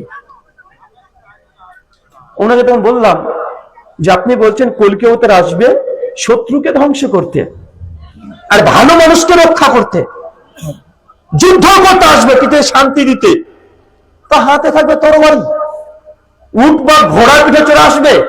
তো এখন যে টেকনোলজির যুগ, এখন যদি আপনার কলিকা অবতার হাতে একটা তরবারি নিয়ে ঠং ঠং করতে করতে চলে আসে, আর দূর থেকে কোনো জঙ্গি সন্ত্রাসী যদি AK-47 মিসাইল নিয়ে বসে রাখে, আপনার কলিকা অবতার কত সেকেন্ড? বলেন কত সেকেন্ড? এ তরবারির যুগ এখন, কথা বলেন তরবারির যুগ, কারণ ঘোড়া ওঠার যুগ। আনছি যে এই শ্লোকগুলোর জন্য কেমন মনে হচ্ছে না? ওই তখন বলছে বাবা দেখো, আসলে ধর্ম তত্ত্বের বিষয়, এলে বাহ্যিক দিক থেকে দেখলে হবে না, এর গভীরে প্রবেশ করতে হবে। গভীরে প্রবেশ করতে হবে। তা আমি তখন বললাম যে ঠাকুরমশাই, আসলে কলিকা অবতার নিয়ে বেশ কিছু পড়াশোনা করা হয়েছে, যদি আপনি চান আমি কিছু বলতে পারি। ওই যে কি তুমি পড়াশোনা করেছো? আমি বলছি যে আপনি বলছেন যে কলিকা অবতার তিনি আসবেন, আর আমার দাবি যে আপনার কলিকা অবতার অলরেডি চলে এসেছেন। বলছে বলো কি, কে সে ব্যক্তি? আমি বলছি আমাদের নবী মুহাম্মদ রাসূলুল্লাহ সাল্লাল্লাহু আলাইহি ওয়াসাল্লাম। কি বলো, তোমাদের নবী আমাদের অবতার হতে যাবে কোন দুঃখে? আজ শাস্ত্র তো এই কথাই বলছে। আমি তখন বললাম যে আপনি বলছেন অবতার আসবে, হাতে তরবারি থাকবে। ভাইজান, আমাদের নবীর হাতে তরবারি ছিল কি ছিল না? শত্রুকে ধ্বংস করেছে কি করে নাই? ভালো মানুষকে রক্ষা করেছে কি করে নাই? শান্তি তথা ইসলামকে প্রতিষ্ঠা করেছে কি করে নাই? আমি বলছি দেখেন, আপনার অবতার যদি বলেন আসে নাই, আসবে, তো যুগ তো উন্নত, তরবারিতে যুদ্ধ আর হবে না। এখন তো মিসাইল অনেক গ্রহ, রকেট পাংচার, এগুলোর যুগ। যদি ভবিষ্যৎবাণীকে পূরণ করতে হয় ১,৫০০ বছর পেছনে চলে যেতে হবে, নচেত ভবিষ্যৎবাণী পূরণ করা সম্ভব নয়। হয় আপনাকে মানতে হবে যে ১,৫০০ বছর আগে এই ভবিষ্যৎবাণী পূরণ হয়েছে নবী মুহাম্মদ সাল্লাল্লাহু আলাইহি ওয়াসাল্লামের মাধ্যমে, নচেত বলতে হবে ধর্মগ্রন্থে ভুল আছে। তাই হয় নাকি? শাস্ত্রে কোনো ভুল থাকতে পারে? আচ্ছা আমি তো ওটাই বলছি, শাস্ত্রে ভুল নেই, আপনারা ব্যাখ্যাতে ভুল হচ্ছে। আপনি অবতারের অপেক্ষায় বসে আছেন, উনি চলে এসেছেন অলরেডি। 2, তিনি উট বা ঘোড়া পেতে চলে আসবে, এখন উটের যুগ। আরে এখন দেখছেন না ইসরায়েল ফিলিস্তিন এখন যুদ্ধ চলছে, রকেট ডোম আসমান থেকে মেরে দিচ্ছে। একটু আগে ক্যামেরাম্যান গুলো একটু কি আগে চালাচ্ছিল না ভাইজান? ড্রোন ক্যামেরা চালাচ্ছিল। এবার ড্রোন ক্যামেরা দিয়ে ওরা দেশকে ধ্বংস করে দিচ্ছে। তো এখন যদি উটের পিঠে চলে আসে, ওই কলকাতার কতক্ষণ টিকবে? কতক্ষণ? ও টাইম মেশিন ফিট করে দিয়ে ও সেকেন্ডে এখান থেকে বসে ও কলকাতাকে উড়িয়ে দেওয়া যাবে। বা যাবে কি যাবে না কথা বলেন? উনাকে যখন এই কথা বললাম তখন উনি বলছেন যে বাবা, আসলে এই শাস্ত্রের কথাগুলো এই বাহ্যিক দিক থেকে বুঝতে গেলে একটু কষ্ট হয়ে যাবে। আমি তখন বললাম যে ঠাকুরমশাই, আমি কয়েকটা পয়েন্ট আপনাকে বলছি, দেখেন তো আমার পয়েন্টগুলো ঠিকঠাক আছে কিনা, কারণ আপনি একজন পণ্ডিত মানুষ, বিজ্ঞ পণ্ডিত মানুষ। আমি বলছি যে ভুল বলি, আপনি সংশোধন করে দিয়েন। ঠিক আছে বলো। আজ শ্রীমদ ভাগবত গীতা অধ্যায় নম্বর 4 শ্লোক নম্বর 7 আর 8 দুটো মন্ত্র আছে। অবতার কেন আসে, কি করতে আসবেন, মন্ত্রে বলা হচ্ছে। কি বলা হচ্ছে দেখেন, यदा यदा हि धर्मस्य ग्लानिर्भवति भारत अभ्युत्थानं धर्मस्य तदात्मानं सृजाम्यहं परित्राणाय साधूनां विनाशाय च दुष्कृतं धर्म संस्थापनार्थाय সম্ভাবমি উগে উগে। কি বুঝলেন? এতক্ষণ মৌলবীর কাজ করছিলাম, ঠাকুরের কাজটা একটু করে দিই। যদি করে মন্দিরের দায়িত্ব দিয়ে দেয়, যদি মন্ত্র পাঠ করতে শুরু করে দিই, বুঝতে পারবে না ঠাকুর না মৌলবী, দুটো একসঙ্গে চালিয়ে দিতে পারবো। মন্ত্র বলছে ইয়াদা ইয়াদা হি ধর্মস্যে, যখন ধর্মের মধ্যে অধর্ম নেমে আসে, মানে পাপ, অন্যায়, অত্যাচার, রাহাজানি, চিন্তায় এগুলো করতে শুরু করে দেয়, ইয়াদা ইয়াদা হি ধর্মস্যে গ্লানির্ভবতি ভারত অভ্যুত্থানম ধর্মস্যে তদা আত্মানাম সৃজাম্যহম। ওই সময় সংস্রষ্টা এই দুনিয়াতে একটা অবতার পাঠাই, তার আত্মা নাম, ঐশ্বর্যের আত্মাকে পাঠায়, মানে মানুষ পাঠায় কেন? পরিত্রাণায় সাধুনাং, ভালো মানুষকে রক্ষা করতে, সাধুদেরকে রক্ষা করতে, বিনাশায় দুষ্কৃতম, আর খারাপ রাক্ষস হবে মানুষকে, ইংলিশকে ধ্বংস করতে সম্ভাবী উগে উগে। ঈশ্বর প্রত্যেক যুগে এমন অবতার তথা আত্মা মানুষ আমাদের ভাষায় নবী প্রেরণ করেন। উনি তখন যখন মন্ত্র পাঠ করেছে, উনি তখন বলছে, মুখের দিকে তাকায় আর বলে, মুসলমানও লাগিয়ে আবার মন্ত্র পাঠ করে, উনিও অবাক। আর দীর্ঘক্ষণ আলোচনা মন্দিরের একদম ধাপের ওপরে, না ওপরে আমি উঠিনি, ধাপের ওপরে আছি, আলোচনা করছি। আর পাশে দেখছে যত গ্রামের মহিলাগুলো আছে, ওরা সব চলে এসেছে, ওরা বসে শুনছে। আর ওরা বলছে ঠিক ঠিক ঠিক। আমি বলছি, তুমি তো কিছুই বুঝেনি, এমনি ঠিক ঠিক করে, কারণ মেয়ে মানুষ তো, ওই যে 6 লক্ষ ওয়ার্ড আছে মাথায়। তো অনেক আলোচনার আশেপাশে বলছে যে এ পণ্ডিতজির বাড়ি কোথায়? তখন ওই ঠাকুর এসে বলছে মহিলাদেরকে, আল্লাহি, আল্লাহর কসম করে বলছে, মিথ্যা কথা না। উনি তো বলছেন ইনি পণ্ডিত না, ইনি মুসলমান। মানে ওরা বলে মুসলমান, ইনি মুসলমান। বলছে হাই ভগবান, ইনি মুসলমান, এইভাবে মন্ত্র পাঠ করছে। তো যখন হয়ে গেল, অনেক দীর্ঘ আলোচনা, 12 ঘন্টা আলোচনা, আমি জাস্ট এই মন্ত্র কেন্দ্রিক আলোচনা আপনাকে বোঝাচ্ছি। তা আমি তখন বললাম যে ঠাকুর মশাই, এই কলিযুগ অবতার বলছেন আসেনি, আমার দাবি চলে এসেছে। আচ্ছা, কলিযুগ অবতার যখন আসবে, তখন বলা হয়েছে কল্কি পুরাণ 4th অধ্যায় 2য় অধ্যায় 4th নম্বর শ্লোক, চতুর্বিভাত্রিভিদ এবং কালিস্বামী কালিক্ষায়ম। এই কল্কি অবতার যখন আসবে যুদ্ধ করার জন্য, চতুর্বিভাত্রিভিদ এবং, চতুর মানে কি? 4, ভাতৃভি মানে ভাই থাকবে, বন্ধু, দোস্ত, ফ্রেন্ড থাকবে, 4 জন বন্ধু নিয়ে আসবে শত্রুকে ধ্বংস করতে। আমি বলছি আমাদের নবী মুহাম্মদ রাসূলুল্লাহ সাল্লাল্লাহু আলাইহি সাল্লাম, তার 4 জন খলিফা ছিল, বন্ধু দোস্ত ছিল, আবু বকর, ওমর, ওসমান, আলী। এই তো আপনার সঙ্গে মিলে যাচ্ছে। উনি তখন কিছু আর বলছে না, হেসুস করে উড়িয়ে দিচ্ছে না। এরপর বলছি কল্কি পুরাণ 4th অধ্যায় 7 নম্বর শ্লোক, যত জীবন দেবাং রত সংসবাতনে রতা। যখন কল্কি অবতার ধ্বংসযজ্ঞ চালাবে শত্রুদেরকে, ওই সময় স্রষ্টা তিনি বিভিন্ন দেবদূতদের অবতারকে সহযোগিতা করবে। দেবদূত বলতে কি?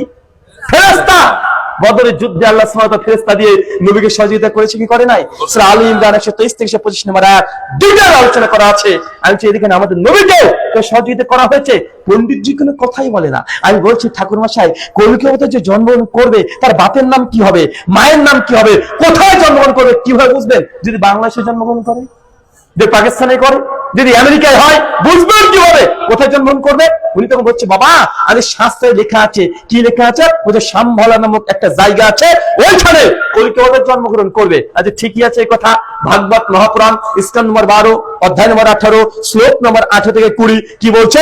শামভালা বিষ্ণু যশস্য গৃহ পদুর ভাব মহাম সুমতন মাতারি বিভকন্যা দায়িনী তার নিরেশাত।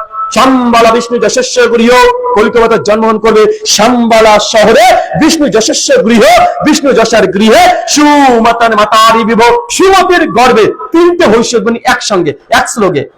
শামবালা বিষ্ণু যশস্ব গৃহ, শামবালা শহরের নাম। আর ঠাকুর এসে বলেন, ঠাকুর মশাই শামবালার বাংলা মানে কি? শামবালার সংস্কৃত শব্দ, ও যে শামবালা মানে শান্তিতে পরিপূর্ণ একটি জায়গা। আচ্ছা আশ্চর্য বিষয়, শ্রা 3 নম্বর 98 আয়াত নম্বর 3 এবং 4 আল্লাহ কোরআনে বলেছেন ওয়াহাজাল বালাদুল আমিন, মক্কা নগরী শান্তিতে পরিপূর্ণ একটি জায়গা।